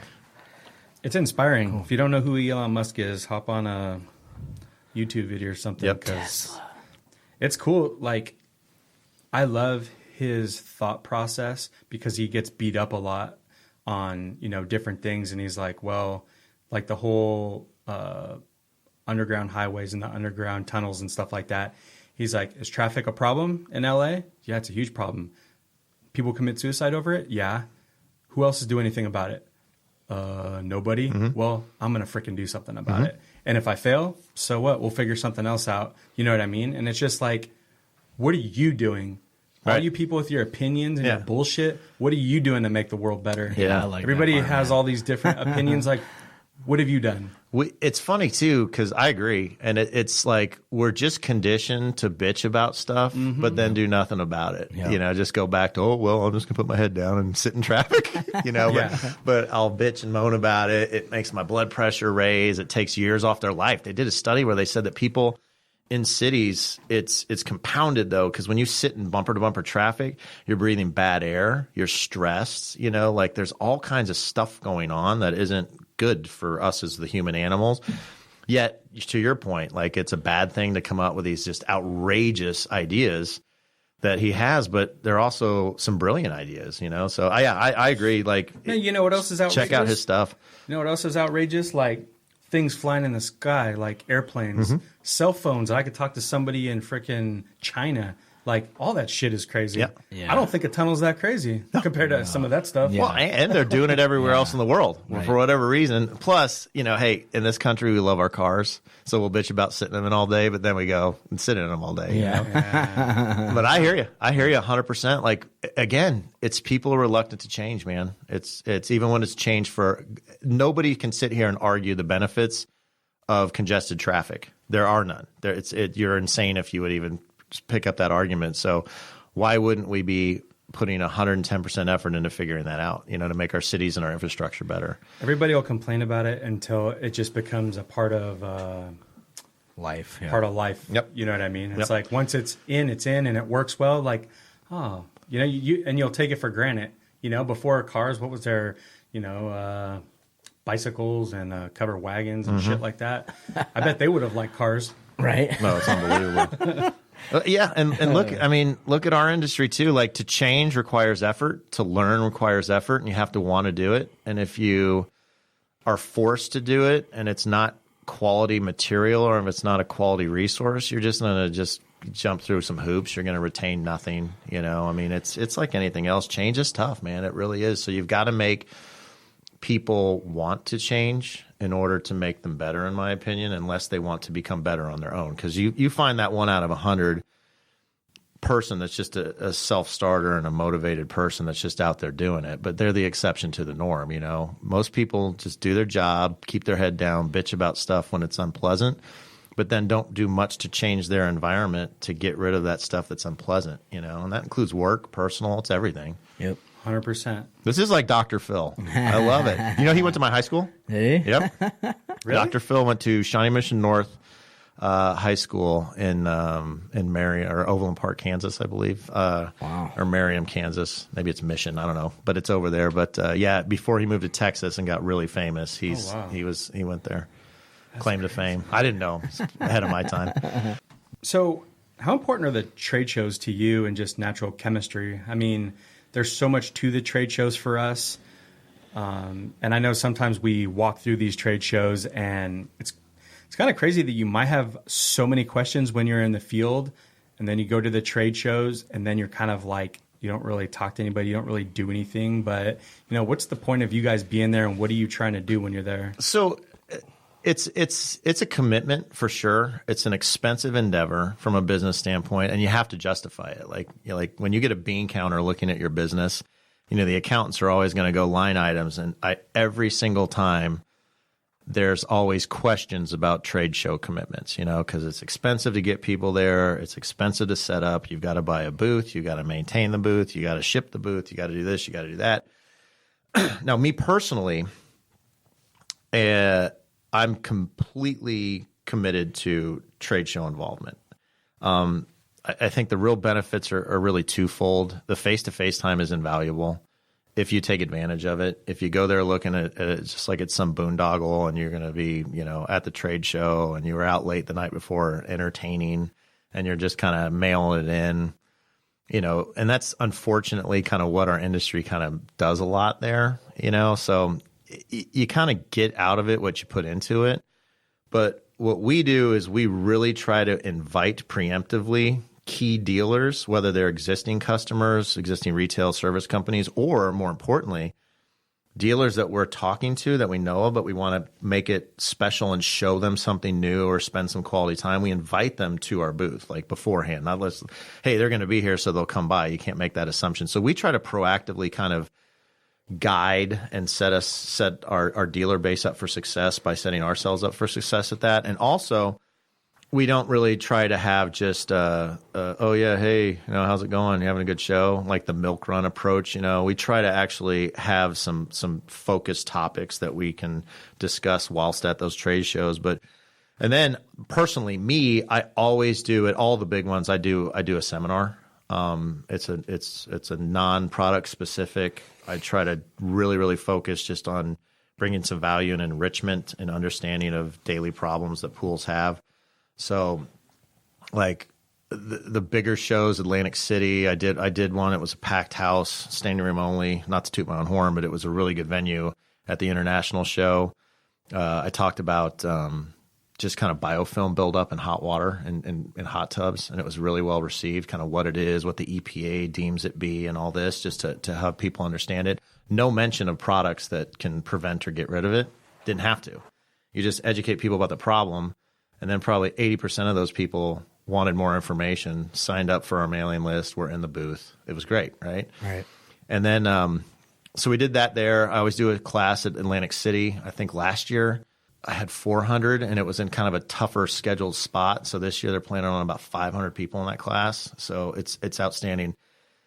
I do a class at the Western Show, the Mid-America Show, Southeast Show, Florida Show. Like we're involved in all of them for the most part. Again, it's an expensive endeavor. It's a commitment of time, resources. But to me, the opportunity to have a platform to invite key dealers and potential key dealers to that event, as well as the opportunity to get in front of people from an education standpoint with that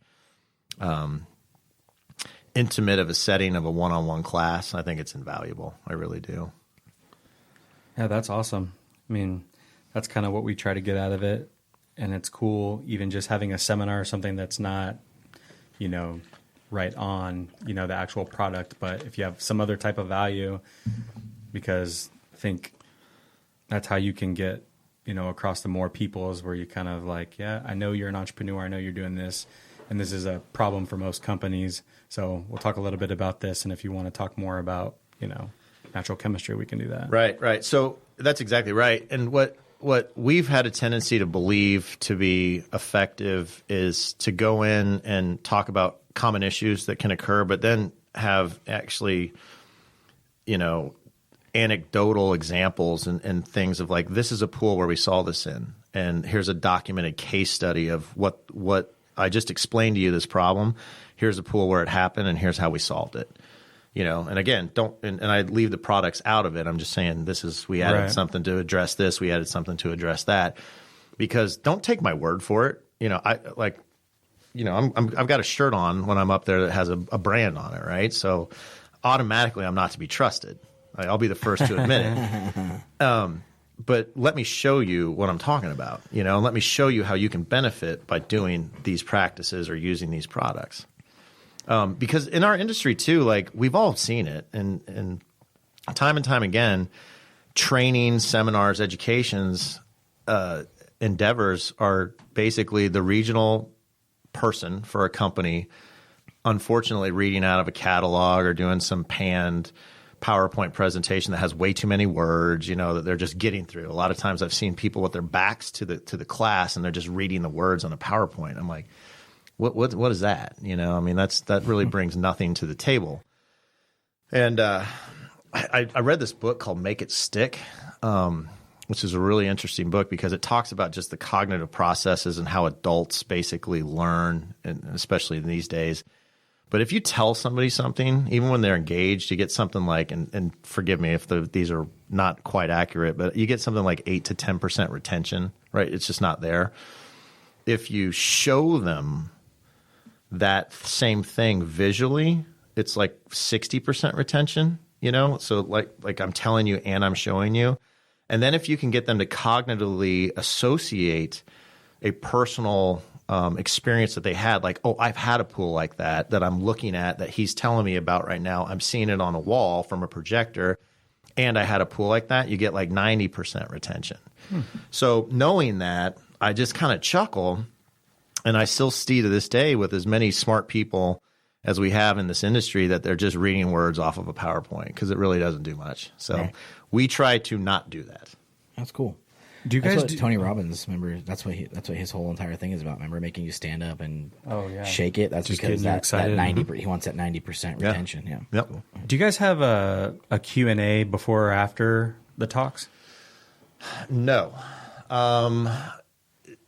In different formats, like if it's more of a traditional class, just the way they're set up, you have people kind of rank and file in and at 10 o'clock, and then you have 50 minutes to talk. So you talk for 40 and you leave question time at the end traditionally. I just think that's the schedule that you're handed, out of routine and out of habit. I like dialogue, and I always preempt all of my classes personally. And again, this is just my style, but I always preempt it by saying, like, look, first of all, my name's Chris. I'm with, NC Brands, but that's not important. Like, you don't need to know that at all. You don't need to remember me because this isn't about me. This is about you. And what we're going to do is have a discussion because, again, there's no sense in me getting up there and talking at people because that doesn't do much. But let's have a discussion. So feel free to ask questions. But, if you can, save them towards the end just for the ebb and flow of the discussion, but we'll have time, trust me. But I like having a good spirited Q&A at the end of it, as long as it's productive. Sometimes, like this one guy in Atlantic City 2 years ago, like just completely Joey Bag of Donuts guy, like, hey, I heard this stuff don't work. And it was in a class of like 350 people. And he just kept being disruptive, right? And I was just, this ain't my first rodeo. I've done these for a while. You just handle it. Say, hey, if you've got some comments, why don't you just wait till the end? But he kept talking. And this cat, who was probably just covered in tattoos, like looked like a legit problem, just stood up, went over there and said something to him. And the guy just got up and left. And the dude sat back down. And he saw me afterwards, and he came up and he was like, "Yo, I really liked your class, but that guy, he was just bugging me." And I'm like, I go, "What'd you say to him?" He said, "I told him to get the fuck out of there." I'm like, because it was totally Jersey, and I'm like, "Oh my god!" I was gonna say, was this Atlantic City? Yeah, it was Atlantic City, and I'm like, "Oh, this is so awesome!" I come by the booth, give me your card, I'm gonna give you like 4 cases of product. Thank you. But dude, you need to come with me to. But normally we have great participation. Like genuinely, when people show up to a class in this industry, they're there to try to learn. But it's just challenging. There's not a lot of formal continued education required in most of our industry. So a lot of times people are intimidated by a class setting too. And testing really freaks people out, especially people who aren't used to being tested. Like. If you didn't go to college and you don't have that experience with it and you've been out in the field for a while and you have to take a test, that's really not what you're wired for, and it freaks people out. That's a big challenge. When I was a CPO instructor, that was a big challenge of how can we test more digestibly for our industry because we just don't test well.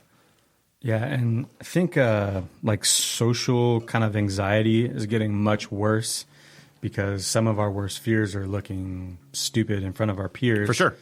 So I even think, and we've talked about this before with, companies that do seminars and different things like that, like put a little time aside in the beginning. And it would be awesome to just have a class where you say, hey, everybody, write down a question you have on a piece of paper. It's all anonymous. You don't put your name on it, nothing, unless you want to. If you want us to reach out to you personally through email or something, we can. But everybody take 10 minutes to do that. Collect them at the end, and then you start reading them. Why is it in a white bottle?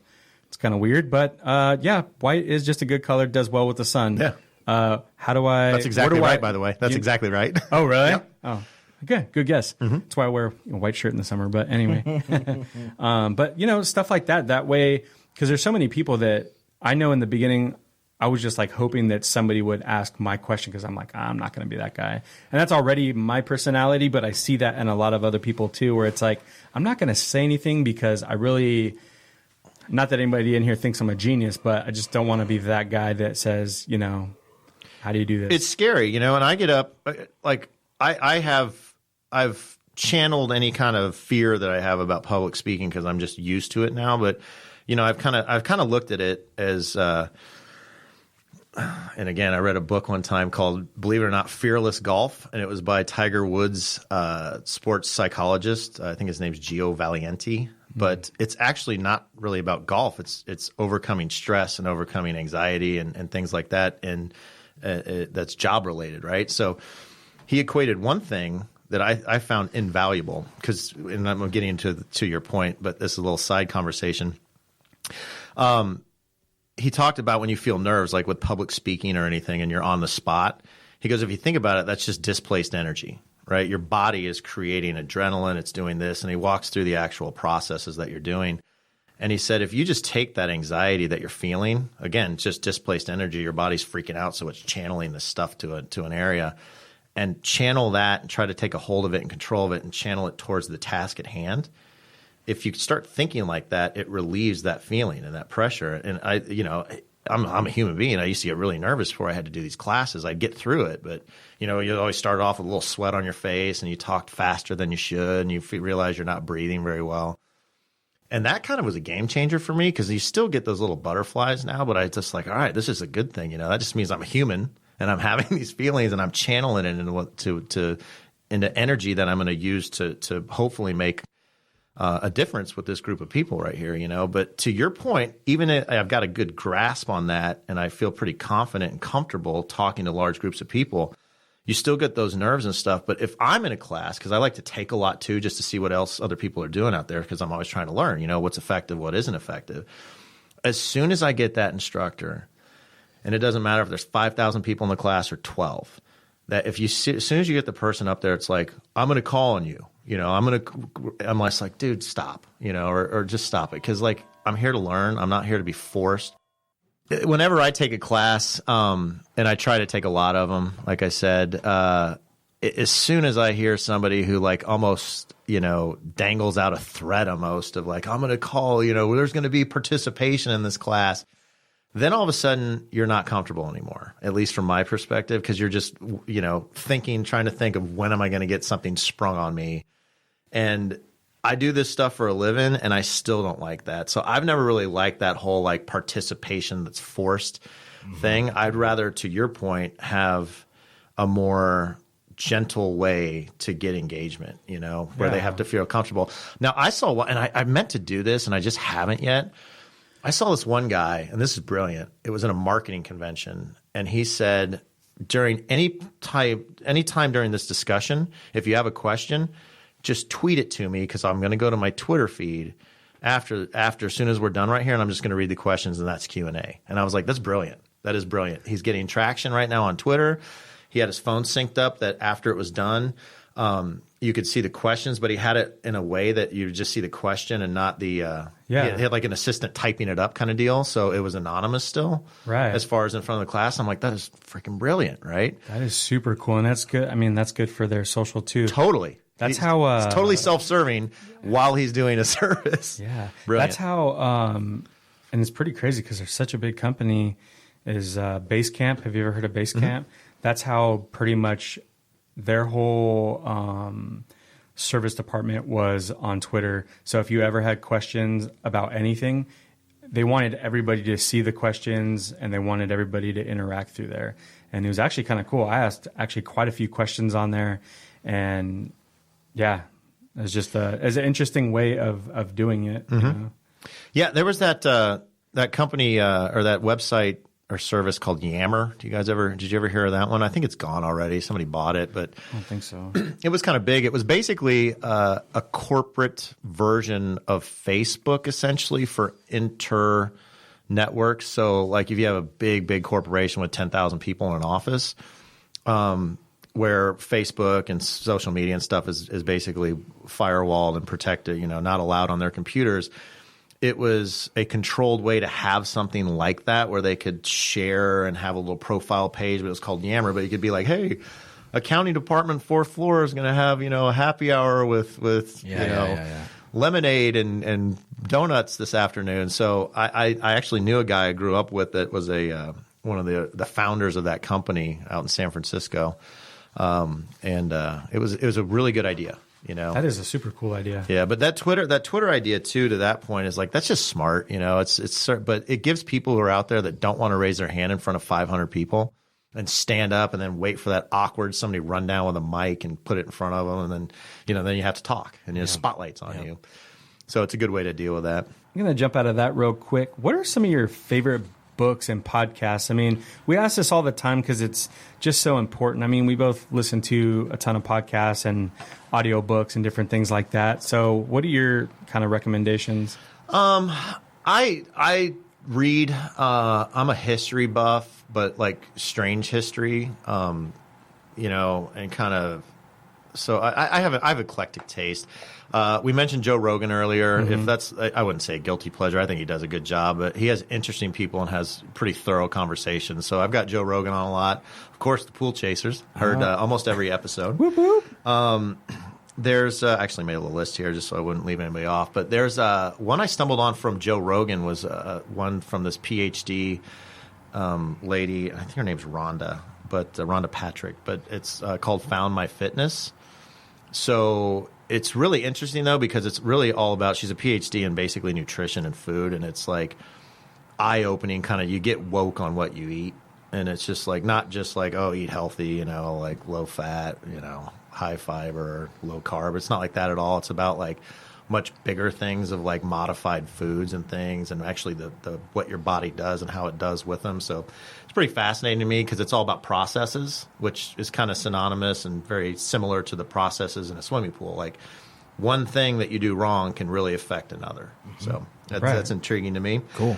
Then there's a history one called Revisionist History by a guy named Malcolm that I really like too, because it's just kind of out there, like history that you think you know, but you actually had it wrong the whole time, which I always like that. Yeah. And then I just read a book called Water Wars that was really interesting because it was about like an historical look and kind of the future aspect of the privatization, easy for me to say, of water on the planet, and like people who own it in different, but from countries and companies, and how it controls things. And it goes back to the Roman times when like they wanted to screw up a place, they'd poison the wells, or they'd dam up a river, and it's just like, why conquer these people when you can just basically turn off their water spigot and they're screwed? It's kind of like that. So it was really interesting, and it was kind of topical to our industry as well. But it's like kind of scary too, because he's kind of like, dude, if these people start controlling water globally, the Illuminati almost, or big corporations,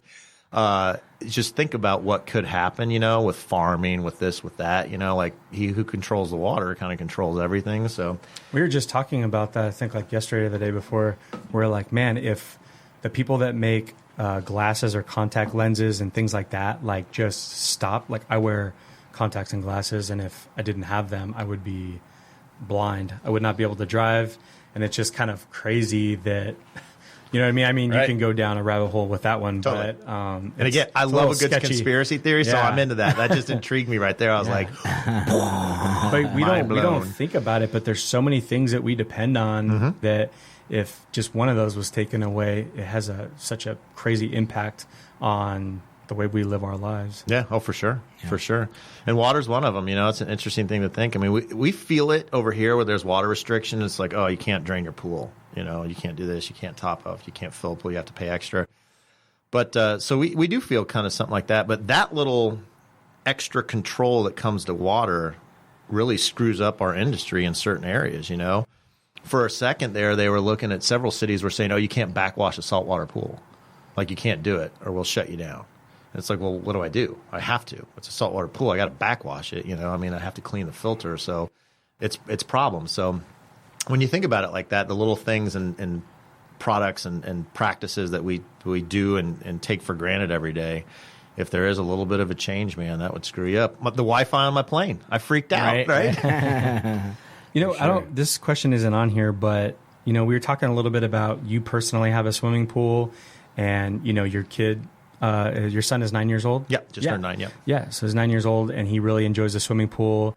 And it's a good swimming pool for the neighborhood kids, his friends. Yeah. Do you enjoy swimming pools? Do you enjoy looking at them and actually being in the pool and just, you know? Yeah, I do. I really enjoy the aesthetics of them. You know, still to this day, I appreciate going into a backyard if I'm there to help a service company or something or a homeowner. But, you know, and I still try to do that. But if I go in a backyard, I totally appreciate a good looking pool. It's a work of art, really. Totally. And also the craftsmanship, like builders are, it's unbelievable what they're able to do now. And we've made that's another funny thing. We've made so many progresses in a lot of building materials and the features, you know, that can go on these things, the lights and stuff, but then we treat them with the same chemicals we always have, you know? So it's weird how innovation works like that. But, so yeah, I definitely appreciate that. Me personally, I think there's two types of pool users. You've got sinkers and floaters. Or swimmers and floaters. I'm definitely a floater. Like, I'll jump in, I get wet, and I find an area where I just park myself and I just be in the water. I don't like to splash around, move around a whole lot, you know? Yeah. So my kid's like a Tasmanian devil in the water. So he stays at one end and he knows that while I'm over there for it at the same time.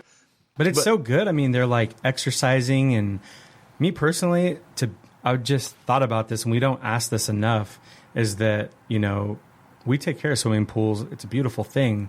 And when I get into a pool, it's like you're weightless and it's kind of therapeutic. And it, you know, even if you were by yourself, it's kind of like a meditation piece. For sure. You know what I mean? To really enjoy that. And it's really cool, even just, you know, having a swimming pool that when I get to enjoy it, you understand that even with all the distractions and all the things in 2018, 19, that, wow, this is still just being here weightless. And being under the sun is just so, just feels really good. And you get to be in the customer's head where it's like, you know what, this is what they feel. And it's really important the way the pool smells and the way the pool looks and all these different things. And I think sometimes if you don't have a pool or you don't swim enough or you don't get to enjoy it enough, that you really don't understand why a customer is, you know, might be complaining about the things that you're putting in their pool or why it looks the way that it does. So it's really cool to, you know, even just talk about, like, you know, why is it so fun and, you know, all that stuff. Yeah, I mean, exactly. This industry should be based on fun. You know, like, why do you own a pool? To have fun? Why do you go to that resort? Because they have an awesome pool to have fun, you know? And I think we lose sight of that, and it becomes a burden. You know, like, oh, it's a pool. You know, it's like just it becomes you know, we become creatures of habit and kind of start to resent these things that should be fun. So it's a perspective thing. But I couldn't agree with you more, and you nailed it on the head. I mean, it is therapeutic. I mean, there's studies that they've done, and I know that the NSPF paid a good amount of money to have a bunch of doctors document and prove that water immersion therapy, which is simply getting into a body of water, does benefits to mind and body. I mean, it makes us healthier, you know, as a bottom line to get into pools and spas. But more so, I think you nailed it on the head when you said it's sensory. You know, the smell of it, the feel of it. You know, that's one thing that Bob, the founder of our company, Bob Kohlberger, he used to tell. He'd be like, you know, when you use this certain type of product, the water feels softer. You know, it does. It feels softer, and there's a reason for that. And that's important to everybody. It totally does. And he'd also be like, and he used to, you know, it cuts down indirectly, basically off-gassing, you know, some of this stuff. Some of the broad-spectrum enzymes will basically break down the stuff that causes combined chlorine, so you get much less of a of a chemical smell. The off-gassing effect is reduced. So that's another thing too. It's like it doesn't smell like chlorine, and that's a good thing. You don't want your pool. You want that when you're at that ideal amount of chlorine, whatever it be, and it's working effectively, you don't get that off-gassing. So again, it's a sensory thing. You don't want your pool to smell. You don't want the water to sting you. You don't want this or that, So it's a lot of it's sensory. A lot of it is, and I think you nailed it on the head with that. It should be fun, and it should be relaxing and healthy and a reward almost to get into a swimming pool rather than be like, oh, I got the pool. Yeah, exactly. You should definitely think about it like that. It's fun, and seriously, it's one of the few things that I think the kids are so distracted. I mean, even being teenagers, but there's something about a swimming pool, just a swimming pool, that they will put all distractions aside to go be in a swimming pool. Sure. I mean, I see it with my kids and your kids. Like, your son is like a fish. Yep. You sit out there all day long. All day. In a swimming pool. Like, nope, I don't want to do that. I don't want to do that. Like, I'd much rather be in a swimming pool. Yeah, there's something magical to it for sure, and we lose sight of that. And, shame on us as an industry, but hopefully the retailers out there are still holding true to that, and really focused on that. Because there's nothing worse, too. I mean, I've worked in a retailer. It's like when you get that guy or gal that walks in, it's like, I can't wait to turn this into a garden and fill it in. And I'm like, then move. Right. You know what I mean? I'm like, I don't know what to tell you, dude. Yeah. I don't have a product that'll fix that bad attitude of yours. And we've seen that. We've seen people turn their pools into a legit garden. Crazy. Yeah. So thank you so much for sharing all that with us, Chris. So you want to just talk to us about some of the most popular brands that Natural Chemistry has, give you a chance to kind of just plug the NC brands and where we can find you guys in the products? Yeah, no problem. Basically, like I said, we've kind of built the brand on a couple things, and I'll include SeaKlear as well, and Coral Seas, a couple of our latest acquisitions in the family of brands. But Pool and Spa Perfect were the original formulations of our broad spectrum enzymes. And so they were kind of the originals. So they just do a great job of taking out the givens that we know will contaminate, the organic contaminants that will end up in a swimming pool, because a pool or a spa is essentially a communal bath. So it doesn't matter who you are, what your bathing habits are, you are going to get out of a pool or spa cleaner than when you went in, meaning you're going to leave stuff behind. That stuff is what builds up, it's what causes cloudy water. It's what causes scum line around the tile line. It's what fills up and loads up our filters, and it's what creates chlorine demand, to be quite honest.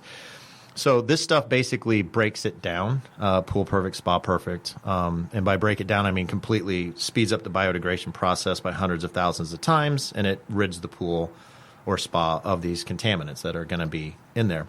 Then we had our phosphate remover, which we brought to the market in 97. Well, actually before that, but we kind of really got it in its perfect state in 97 and patented it, but it was called Phos-Free, and it's really good because it's a two-stage phosphate remover. It removes phosphates in the water as well as on the filter, and that's by design. And the whole purpose of removing phosphates is really one glaring reason to do it is because phosphate is one of the absolute requirement nutrient for algae to grow. It can't cell divide without it. It fuels it. So if you take the phosphates out and maintain a low level, you can't get algae in a properly sanitized pool. Right. I have to say that for legal reasons. If the EPA is listening, no.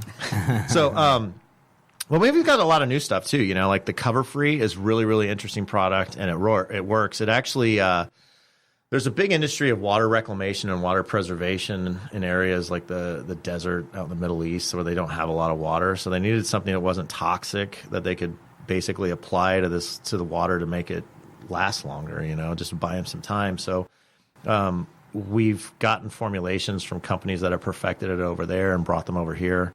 And, this stuff's cool. Cover Free, for example, it's non-toxic. You could drink it if you wanted to. I don't recommend it, but it's kind of a naturally occurring form of alcohol that's in there with a couple other things that are non-toxic, things that you can find like in cake frosting, to be honest with you, like some different compounds. But you add a little bit of this, about 4 ounces, to a pool, and what it does is, think of it like you're adding millions of little bobbers, like fishing bobbers, to the water. They're invisible. You can't see it, smell it, or taste it, but they're really light molecular weight, so they float. And they also have a plus-minus charge. So think of these bobbers that you added, and you add a lot of them kind of clinked together and formed like a matrix floating on the top, a web floating on the top of the water. But it's just tight enough of a web that it keeps heat from easily venting off. So like here, this morning when I left, it was like in the 40s, right? It was really cold. And the swimming pool at the hotel was just steaming like crazy, right? And that means that the water is much warmer than the ambient or outside air temperature. And it's looking to regulate or to basically, the cold's having its effect. And that steam is just basically the heat getting pulled out of there. So what this does is reduces that significantly. So essentially by using cover-free, not to plug anything, but what we found is that in a pool, you can reduce about 30 to 35% of the evaporation. But if you think about it, that makes warm pools stay warmer a lot longer. And more importantly, if you're paying to heat that pool, if you can cut your heating bill by a third, that's like legitimately a big reduction in costs and operating costs. So it's, I don't want to sit there and, oversell anything like, you don't have to use anything. You just put it in there, and locks it down. It's not like a bubble cover, it's not like a physical cover. But the cool thing about it is it's working 24/7 when you add it, and where a bubble cover only works when it's on. So it's working 24/7, and it's still working pretty darn effectively. Not quite as well as a bubble cover, but still really doing a good job of reducing evaporation, which is heat loss. Would that be kind of a good idea for like people with heat pumps, like that are trying to extend the season? You kind of keep that a little bit warmer and not having to use the bubble covers as much. Yep, I hate mine. I got a bubble cover on mine. I put it on one time, I pulled it off, and I'm like, never again. Right. I just did it honestly to help warm it up because there was a problem with my heat pump when they installed it. Yeah. And so that was a breaker problem, but I got a bubble cover and I hated it. So it's a pain. It's a pain, it's a big ass piece of plastic that's unruly. Yeah. So if you can get similar results by simply adding something once a week for 4 ounces, 4 ounces is something that retails for like $25. That's great. And then if you're a service company, if you offer that service and it's a bottle that costs you like $12 or $14, but you can offer for $6 extra, $10 extra a week on your service route, we can put this evaporative barrier product that's going to reduce your evaporation by 30, 40%. There's a lot of value there. And it's a profit center for you as a company. Cool. Also, one of the things that we're really excited about was our acquisition of Coral Seas. I think everybody in this industry, and I'm generalizing, is aware of like Yellow Out and Green to Clean as far as the brand. They know the product, but like 99.4% of people don't know how it works or don't know how to use it, which was just music to my ears because I'm like, so we bought this stuff that's been around for forever. Yeah. And everybody knows what it is, but nobody knows how to use it. Like this is going to be the easiest home run in the ever because we just have to show them and educate them how it works. Yeah. So we're definitely going to get into that. I'll walk you through the whole process of that. And we've got a couple of awesome documented videos of the whole process and how it works. And when you understand how this stuff works, it's amazing. It really is. Yep. It's kind of groundbreaking technology. We also have a cyanuric acid removal kit. That's again, it's a process, kind of a combination package where it has a primer to set the stage for success with that product. But essentially what you're doing with it is you're adding something to the water that's going to neutralize chlorine, because that's the big knock on cyanuric acid removers. You really can't have chlorine in the water. Yep. And people before would make similar products that you would just add, but nobody was really testing the chlorine. So if you've got 2 or 3 or 4 parts per million, which is very common, stuff just isn't going to work. You're going to have like a 99% failure rate. So what we did with ours was we made a whole program or a whole bundle of products that come in one box that you can actually that you can set the stage for success with that product, because what you're doing is essentially neutralizing the chlorine down to a very low level. After you do that, you take a good amount of water, like 3 or 4 gallons, in a bucket, and you add this product to the bucket and leave it out for about 12 to 24 hours. But you're essentially making almost like an enzyme, like a biological catalyst that then you add back to the pool. And it's a process. Like, it's probably not for everybody. All of them are processes. So it takes 7 to 10 days.